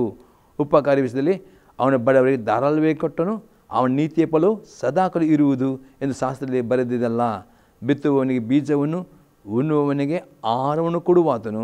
ನಿಮಗೂ ಬಿತ್ತುವುದಕ್ಕೆ ಬೀಜವನ್ನು ಕೊಟ್ಟು ಹೆಚ್ಚಿಸಿ ನಿಮ್ಮ ಧರ್ಮ ಕಾರ್ಯಗಳಿಂದ ಫಲಗಳನ್ನು ವೃದ್ಧಿಪಡಿಸುವನು. ಹೇಳ್ತಾನೆ ಪ್ರಿಯರೇ, ನಿಮಗೆ ಆರ್ಥಿಕ ಸಮೃದ್ಧಿ ಬೇಕಾದರೆ ನೀವು ದೇವರಿಗೆ ಕೊಡುವುದರಲ್ಲಿ ದಶಮಾಂಶ ಕಾಣಿಕೆ ನಂಬಿಕಸ್ಥರಾಗಬೇಕು. ಮತ್ತು ಹೇಳ್ತಾನೆ, ನೀವು ಕೊಡುವ ದಶಮಾಂಶ ಕಾಣಿಕೆಯಿಂದ ಬೀಜವಾಗಿದೆ. ಇಲ್ಲಪ್ಪ ನೀವು ಸ್ವಲ್ಪವಾಗಿ ಬಿತ್ತಿದ್ದೀರೋ ಅದೇ ಸ್ವಲ್ಪ ಕೊಯ್ತೀರಿ. ನೀವು ಎಷ್ಟು ನೀವು ದಶಮಾಂಶ ಕೊಡ್ತೀರೋ ದಶಮಾಂಶ ಅಷ್ಟೇ ಸಿಗುತ್ತೆ. ದಶಮಾಂಶ ಕಾಣಿಕೆ ಏನು ಎಷ್ಟು ಮಟ್ಟಿಗೆ ಅಂದರೆ ಎಷ್ಟು ನೀವು ಅಳತೆ ಮಾಡಿ ಕೊಡುತ್ತೀರೋ ಆ ಪ್ರಕಾರ ನಿಮಗೆ ಸಮೃದ್ಧಿ ಬರುತ್ತದೆ ಎಂದು ಅಪೊಸ್ತಲನು ಹೇಳ್ತಾನೆ. ಮತ್ತು ಅದನ್ನು ನಂಬಿಕಸ್ಥರಾಗುತ್ತದೆ. ಡೆಫಿನೆಟ್ ನಿಮಗೆ ದೇವರು ಬಿತ್ತುವುದಕ್ಕೆ ಬೀಜವನ್ನು ಊಟ ಉಂಟು ಅಂದರೆ ನಿಮಗೆ ಏನೂ ಕಡಿಮೆ ಆಗಿದೆ ಎಲ್ಲ ನಿಮಗೆ ಕೊಡೋದು ನೀಗಿಸ್ತಾನೆ. ಆದರೆ ಅದರಲ್ಲಿ ನಂಬಿಕಸ್ಥಿಗೆ ಇಂಪಾರ್ಟೆಂಟ್. ನೀವು ಕೊಡುವುದರಲ್ಲಿ ಸಂತೋಷದಿಂದ ಕೊಡುವರಾಗಬೇಕು, ಆಗ ದೇವರನ್ನು ಸ್ವೀಕಾರ ಮಾಡ್ತಾನೆ. ಮತ್ತು ನಿಮಗೆ ಯಾವ ಆರ್ಥಿಕ ಕೊರತೆ ಎಲ್ಲ ಸಾಲನ ಬಿಡಿ ಕೊಟ್ಟು ನಿಮಗೆ ಆರ್ಥಿಕ ಸಮೃದ್ಧಿ ಕೊಡುತ್ತಾನೆ. ಅದು ದೇವರಿಗೆ ಕೊಡೋ ದಶಮಾಂಶ ಕಾಣಿಕೆ ಅಪನಂಬಿಕೆ ಸಾಗೋದೆ ಈ ರೀತಿಯ ಆರ್ಥಿಕ ಸಮೃದ್ಧಿ ಹೊಂದಿಕೊಳ್ಳುವುದಿಲ್ಲ. ಅದಕ್ಕೆ ನಿಮ್ಮ ಜೀವಿತ ಅನೇಕರು ಆರ್ಥಿಕ ಸ್ಥಿತಿ ತುಂಬ ಬಡತನದಲ್ಲಿ ಕೊರತೆಯಲ್ಲಿ ಸಾಲದಿದ್ದೀರಿ ದೇವರ ನಿಮಗೆ ತೋರಿಸಿದ್ದಾನೆ. ಈ ನಮ್ಮ ಬಡತನ ಕೊರತೆ ಸಾಲ ಮಸಾಪ ಮುರಿಲಿ ಒಂದೇ ಕಂಡೀಷನ್, ನಿಮಗೆ ಸಿಕ್ಕಿದ ಆದಾಯದಿಂದ ಪ್ರಥಮ ಫಲಗಳಾದ ದಶಮಾಂಶ ಮತ್ತು ಕಾಣಿಕೆ ಇದು 2 ಭಾಗ ಮತ್ತು ಇದನ್ನು ಪ್ರತ್ಯೇಕಪಡಿಸಿಕೊಂಡು ನಿಮ್ಮ ಸಭೆಗೆ ನಿಮ್ಮ ಸಭಾ ಪಾಲಕರಿಗೆ ಅದು ನಿಮ್ಮ ಸೇವೆಗೆ ನಂಬಿಕಸ್ಥರಾಗಿ ಕೊಡುವುದಾದರೆ 100% ದೇವರು ನಿಮಗೆ ಆರ್ಥಿಕ ಸಮೃದ್ಧಿ ಕೊಡುತ್ತಾನೆ. ನಿಮ್ಮ ಸಂಬಳವು ದ್ವಿಗುಣ ಮಾಡ್ತಾನೆ. ಈ ರೀತಿ ನಿಮಗೆ ಡಬ್ಬಲ್ ನಿಮ್ಮಂದೇ ಆರ್ಥಿಕ ನಿಮಗೆ ಅಭಿವೃದ್ಧಿ ಕೊಡುತ್ತೆ ಬಿಸ್ನೆಸ್ನಲ್ಲಿ ಅಥವಾ ಸಂಬಳದಲ್ಲಿ. ಆಗ ನಿಮಗೆ ಎಲ್ಲ ಸಾಲದಿಂದ ಬಿಡುಗಡೆ ಹೊಂದುತ್ತೀರಿ, ಕೊರತೆಗಳು ನೀಗಲು ಪಡೆದ ಅದಿದ್ದಲ್ಲಿ ನೀವು ಅಪ್ಪಂಗ ನಂಬಿಕಸ್ಥರಾಗುವುದೇ ಆಶೀರ್ವಾದ ಬರ್ತದೆ. ನಂಬಿಕಸ್ಥಿಗೆ ದೇವರಿಗೆ ಬೇಕು ಪ್ರಿಯರೇ, ನಿಮ್ಮನ್ನು ಆಶೀರ್ವಾದ ಮಾಡಬೇಕಾದರೆ. ಅದಕ್ಕೆ ಇನ್ನೊಂದು ವಾಕ್ಯ ನೋಡ್ತೇವೆ. ಲೂಕನ ಬರೆಸುವ ವಾರ್ತೆ 6ನೇ ಅಧ್ಯಾಯದಲ್ಲಿ 38ನೇ ವಾಕ್ಯ. ಕೊಡಿರಿ ಆಗ ನಿಮಗೂ ಕೊಡುವರು, ಜಡಿದು ಅಲ್ಲಾಡಿಸಿ ಹೊರ ಚೆಲ್ಲುವ ಹಾಗೆ ತುಂಬ ಅಳತೆಯನ್ನು ಅಳೆದು ನಿಮ್ಮ ಸೆರೆಗೆ ಹಾಕುವರು, ನೀವು ಅಳೆಯುವ ಅಳತೆಯಿಂದಲೇ ನಿಮಗೂ ಅಳೆಯುವರು. ಅಂದರೆ ಇಲ್ಲಿ ಇಸ್ಕೊಳ್ತಾರೆ ಕೊಡಿರಿ. ಅತಿ ಕೊಡಿರಿ ಅಂದರೆ ಏನು ಕೊಡುವುದು? ಅಲ್ಲೊಂದು ಬೆಳಕಿಲಿ ಮಲಕಿಲಿ ಪುಸ್ತಕದಲ್ಲಿ ಬರೆಯಲ್ಪಟ್ಟಿದೆ, ದಸ್ಮ ಕಾಣಿಕನು ಕೊಡುವವರಾಗಿದ್ದಾರೆ. ಉದಾಹರಣೆ ಹೇಗೆ ಕೊಡುತ್ತೀರಿ ಹಾಗೆ ನಿಮಗೆ ವಾಪಸ್ ಬರ್ತದೆ. ನೀವು ಎಷ್ಟು ಅಳತೆ ಮಾಡಿ ದಸಮಾಸ ಅಥವಾ ಇನ್ನಷ್ಟು ಅಷ್ಟೇ ರೀತಿಯಲ್ಲಿ ಅಳತೆ ಮಾಡಿಸಿರೋದು. ಈ ರೀತಿ ಇದು ದೇವರ ನಿಯಮವಾಗಿದೆ. ಅದೇ ರೀತಿ ಕೊಡು ನಂಬಿಕಸ್ಥರಾಗಬೇಕು. ಬರೀ ಕಡೆಯ ತನಕ ನಂಬಿಕೆ ಡೆಫಿನೆಟ್ ಏನು ಬಿತ್ತಿತ್ತರೋ ಏನು ಕೊಡು ಹಾಗೆ ಅದರ ಡಬಲ್ ವಾಪಸ್ ದೇವರು ಕೊಡುವನಾಗಿದೆ. ಆಗ ನಿಮಗೆ ಬಡತನ ಎಂಬ ಶಾಪವು ಕೊರತೆ ಶಾಪ ಸಾಲ ಸಹ ಮುರಿಲು ಪಡುತ್ತದೆ ಪ್ರೇರೆ. ಮತ್ತು ಈ ನಂಬಿಕಸ್ಥರು ಆಶ್ರಯ ಮಾಡುವವನು ಆಗಿದ್ದಾನೆ. ಈಗ ಏಳನೇ ಸಂಘ ನೋಡ್ತೀವಿ, ಸಾಯುವವರಿಗೂ ನಂಬಿಕಸ್ಥರಾಗಿರಬೇಕು. ನಾವು ನೋಡ್ತೇವೆ ಯಾಕೋಬನ ಬರೆದ ಪತ್ರಿಕೆ 5:5 10 ಮತ್ತು 11ನೇ ವಾಕ್ಯ. James chapter 5 verse 10 and 11 verse. ಬಾಧೆಯನ್ನು ತಾಳ್ಮೆಯಿಂದ ಸಹಿಸಿಕೊಳ್ಳುವ ವಿಷಯದಲ್ಲಿ ಕರ್ತನ ಹೆಸರಿಂದ ಮಾತ್ರ ಪ್ರವಾದಿಗಳನ್ನೇ ಮಾದರಿ ಮಾಡಿಕೊಳ್ಳಿರಿ. ತಾಳಿಕೊಂಡಿರುವವನು ಧನ್ಯರೆಂದು ಹೇಳುತ್ತೇವಲ್ಲವೇ? ನೀವು ಯೋಬನಿಂದ ತಾಳ್ಮೆಯ ವಿಷಯಕ್ಕೆ ಆತನು ಅವನಿಗೆ ಅಂತ್ಯದಲ್ಲಿ ಮಾಡಿದನ್ನು ನೋಡಿ ಕರ್ತನು ಕರುಣಾಸಾಗರನು ದಯಾಳು ಆಗಿದನೆಂದು ತಿಳಿದಷ್ಟೇ. ನೋಡ್ತೇವೆ ಇಲ್ಲಿ ಯೋಬನ ಜೀವಿತದಲ್ಲಿ ಬಂದ ಕಷ್ಟಗಳು, ಬಂದ ಶೋಧನೆಗಳು, ಎಷ್ಟೋ ರೀತಿಯಲ್ಲಿ ಅವನ ನಂಬಿಕೆ ಪರಿಚಯಪಟ್ಟಿದ್ದು. ಅದೇ ಅವನು ಎಲ್ಲದರಲ್ಲಿಯೂ ದೀರ್ಘ ತಾಳ್ಮೆಯಿಂದ ಅದನ್ನು ಸಹಿಸಿಕೊಂಡವನು ಪ್ರೇರೆ. ಆ ದೀರ್ಘ ತಾಳ್ಮೆ ದೇವರು ನೋಡಿ ಲಾಸ್ಟಿಗೆ ದೇವರು ಪ್ರೇರೆ ಆ ಯೋಬನನ್ನು 2 ಪಟ್ಟು ಆಶೀರ್ವಾದ ಮಾಡ್ತಾನೆ ಪ್ರೇರೆ. ನೋಡಿ ಯೋಬನ ಜೀವಿತದಲ್ಲಿ ಮೊದಲಿನ ಆಶೀರ್ವಾದ 2 ಪಟ್ಟು ಆಶೀರ್ವಾದ ಆಗಿದೆ. ನಿಮ್ಮ ಜೀವಿತದಲ್ಲಿ ಪ್ರೇರೆ ದೇವರು ಸಹಿತ ನಿಮ್ಮ ಆಶೀರ್ವಾದವನ್ನು ಕದ್ದುಕೊಂಡು ಹೋಗಿದ್ದಾರೆ. ಬೇಸರ ಪಡಬೇಡ್ರಿ. ಯೋಬನಾಗಿ ಪ್ರೇರೆ ದೇವರ ವಾಕ್ಯ ವಿದ್ಯರಾಗುವುದರಲ್ಲಿಯೂ ಪ್ರಾರ್ಥನೆ ಮಾಡೋದ್ರಲ್ಲಿ ನಂಬಿಕಸ್ಥರಾಗುವುದಾದರೆ 100% ದೀರ್ಘ ತಾಳ್ಮೆಯಲ್ಲಿ ಇರುತ್ತಾರೆ. ದೇವರು ಒಂದಿನ ನಿಮ್ಮ ನಂಬಿಕೆ ನೋಡಿಕೊಂಡು ನಿಮ್ಮ ವಿರುದ್ಧ ಸೈತನ ಎಲ್ಲ ಕೋಟೆ ಕೊತ್ತವನು ದೇವರನ್ನು ಕಡಿಮೆ ಆಗ್ತಾನೆ. ಮತ್ತು ಆ ಸೈತನ ಮುಂದೆ ಆ ಸದರ ಮುಂದೆ ಯೋಬನಿಗೆ 2 ಪಟ್ಟು ಆಶೀರ್ವಾದ. ನೋಡಿ ಯೋಬನಿಗೆ ಅವನ ಕುಟುಂಬದಲ್ಲಿ ಅವನ ಸ್ನೇಹಿತ 2 ಪಟ್ಟು ಆಶೀರ್ವಾದ. ಆ ರೀತಿಯಲ್ಲಿ ನಿಮಗೆ ಆಶೀರ್ವಾದ ಸಿಗ್ತದೆ. ಅದಕ್ಕೋಸ್ಕರ ನಿಮಗೆ ಏನೂ ಕಷ್ಟಲು ಬಂದರು ಏನು ಸೋದ್ರು ಕಡೆ ತನಕ ಅದರಲ್ಲಿ ನಂಬಿಕಸ್ಥರಾಗಬೇಕು. ಕರ್ತನ ನಂಬಿಕೆ ಬಿಟ್ಟು ನೀವು ಲೋಕದಕ್ಕೆ ಹೋಗಬಹುದು. ಆಗ ಈ ರೀತಿಯಲ್ಲಿ 7 ರೀತಿಯಲ್ಲಿ ಅವರು ನಂಬಿಕಸ್ಥರಾದ ಅವನ ದೇವರು ಆಶೀರ್ವಾದ ಮಾಡುತ್ತಾನೆ. ಪುನಃ ರಿಪೀಟ್ ಮಾಡಿದೆ, ಒಂದು ಆಗಿದೆ ಬರೇ ದೇವರ ಸಭೆಯಲ್ಲಿ ನಂಬಿಕಸ್ಥರಾಗಬೇಕು, ನೀವು ಆಶೀರ್ವಾದ ಹೊಂದಿಕೊಳ್ಳಬೇಕಾಗಿದೆ. ಎರಡನೇದಾಗಿ ವೈಯಕ್ತಿಕ ಪ್ರಾರ್ಥನೆ ಜೊತೆ ನಂಬಿಕಸ್ಥರಾಗಬೇಕು. ಮೂರನೇದಾಗಿ ಕುಟುಂಬವಾದಿ ಮಾಡುವ ಪ್ರಾರ್ಥನೆ ಜೊತೆ ನಂಬಿಕಸ್ಥರಾಗಬೇಕು. ನಾಲ್ಕನೇದೇ ವಿಧೇಯತೆಯಲ್ಲಿ ನಂಬಿಕಸ್ಥರಾಗಬೇಕು. ಐದನೇದಾಗಿ ದೇವರು ಕೊಟ್ಟ ತಾಲಂತುಗಳನ್ನು ಉಪಯೋಗಿಸಲಿ ನಂಬಿಕಸ್ಥರಾಗಬೇಕು. ಆರನೇದಲ್ಲಿ ದಶಮದ ಕಾಣಿಕೊಂಡು ನಂಬಿಕಸ್ಥರಾಗಬೇಕು. ಏಳನೇದಲ್ಲಿ ಸಾಯುವವರಿಗೂ ಪ್ರೇರೆ ನೀವು ನಂಬಿಕಸ್ಥ. ಈ 7 ಗುಣಗಳು 7 ರೀತಿಯಲ್ಲಿ ನಂಬಿಕಸ್ಥರಾಗ 100% ನಂಬಿಕಸ್ಥನು ಆಶೀರ್ವಾದ ಪಡೆದಂತೆ ನಿಮಗೆ ಈ ಲೋಕದಲ್ಲಿ ದೇವರ ಎಲ್ಲ ಆಶೀರ್ವಾದ ಹೊಂದಿಕೊಳ್ಳುತ್ತೀರಿ ಮತ್ತು ನಿತ್ಯ ಜೀವವನ್ನು ಹೊಂದಿಕೊಳ್ಳುತ್ತೀರಿ. ದೇವರ ನಮ್ಮ ಸ್ತೋತ್ರವಾಗಲಿ. ಈ ಸಂದೇಶವು ಉತ್ತೇಜನ ಆಗುವುದರೆ ನಿಮ್ಮ ತಿಳಿಸಿರಿ. ನಾವು ಪ್ರಾರ್ಥನೆ ಮಾಡೋಣ. ಪರಲೋಕದ ದೇವರೇ, ಯೇಸು ಕ್ರಿಸ್ತ ನಾವು ನಿಮ್ಮ ಸ್ತೋತ್ರವನ್ನು ಕೊಂಡಾಡ್ತೇನೆ. ಇದರ ಪ್ರತಿಯೊಬ್ಬ ವೀಕ್ಷಕ ಜೀವಿತದಲ್ಲಿ ಕಾರ್ಯ ಮಾಡಿಕೊಂಡು ಪ್ರತಿಯೊಬ್ಬರು ಆ ನಂಬಿಕೆ ಆ ವಿದ್ಯೆಯನ್ನು ಉಂಟು ಮಾಡಬೇಕು ನಾನು ಬೇಡ್ಕೊಳ್ತೇನೆ. ಇದರ ಪ್ರತಿಯೊಬ್ಬರನ್ನ ವಾಕ್ಯ ವಿತರಿಸಿಕೊಂಡು ನೀನು ವಾಗ್ದ ಎಲ್ಲ ಆಶೀರ್ವಾದಗಳನ್ನು ಸಮೃದ್ಧಿ ಹೊಂದುವಂತೆ ಪ್ರತಿಯೊಬ್ಬರು ಆ ಒಂದು ಕೃಪೆಯನ್ನು ಕೊಡಿದವ. ಪ್ರತಿಯೊಬ್ಬರು ಆ ವಿದ್ಯೆತೆ ಕೊಡು. ಯಾಕೆ ನೀನು ವಾಗ್ದಾನ ಮಾಡಿದೆ ನಂಬಿಕೆ ನಮ್ಮ ಈ ಪ್ರತಿಯೊಬ್ಬರನ್ನು ನಾವು ಆಶೀರ್ವಾದ ಮಾಡು. ಅವರೆಲ್ಲ ಕಷ್ಟ ಬಡತನ ಕೊರತೆ ಸಾಲಿಂದ ಅವರನ್ನು ಬಿಡುಗಡೆಗೊಳಿಸ್ತೇನೆ ಮತ್ತು ಪ್ರತಿಯೊಬ್ಬರ ಮೇಲೆ ಪರಲೋಕ ದೇವರ ಆಶೀರ್ವಾದವನ್ನು ರಿಲೀಸ್ ಮಾಡ್ತೇನೆ ಯೇಸು ಕ್ರಿಸ್ತ ನಾಮದಲ್ಲಿ. ಆಮೇನ್. ನಾನು ತಿಳಿಸಿ ಬೆಳಕೊಳ್ಳುವ ತಂದೆಯವರ ಪ್ರೀತಿಯು, ಯೇಸು ಕ್ರಿಸ್ತನ ಕೃಪೆಯು, ಪವಿತ್ರ ಆತ್ಮನ ಅನ್ಯೋನ್ಯತೆಯು ಸದಾ ಕಾಲವು ಈ ಸಂದೇಶ ನೋಡುವ ಪ್ರತಿಯೊಬ್ಬ ಸಂಗಡದಲ್ಲಿ. ಆಮೇನ್. Praise the Lord. ದೇವರ ಸ್ತೋತ್ರವಾಗಲಿ. ದೇವರು ನಮ್ಮನ್ನು ಆಶೀರ್ವಾದ ಮಾಡಲಿ. ಆಮೇನ್.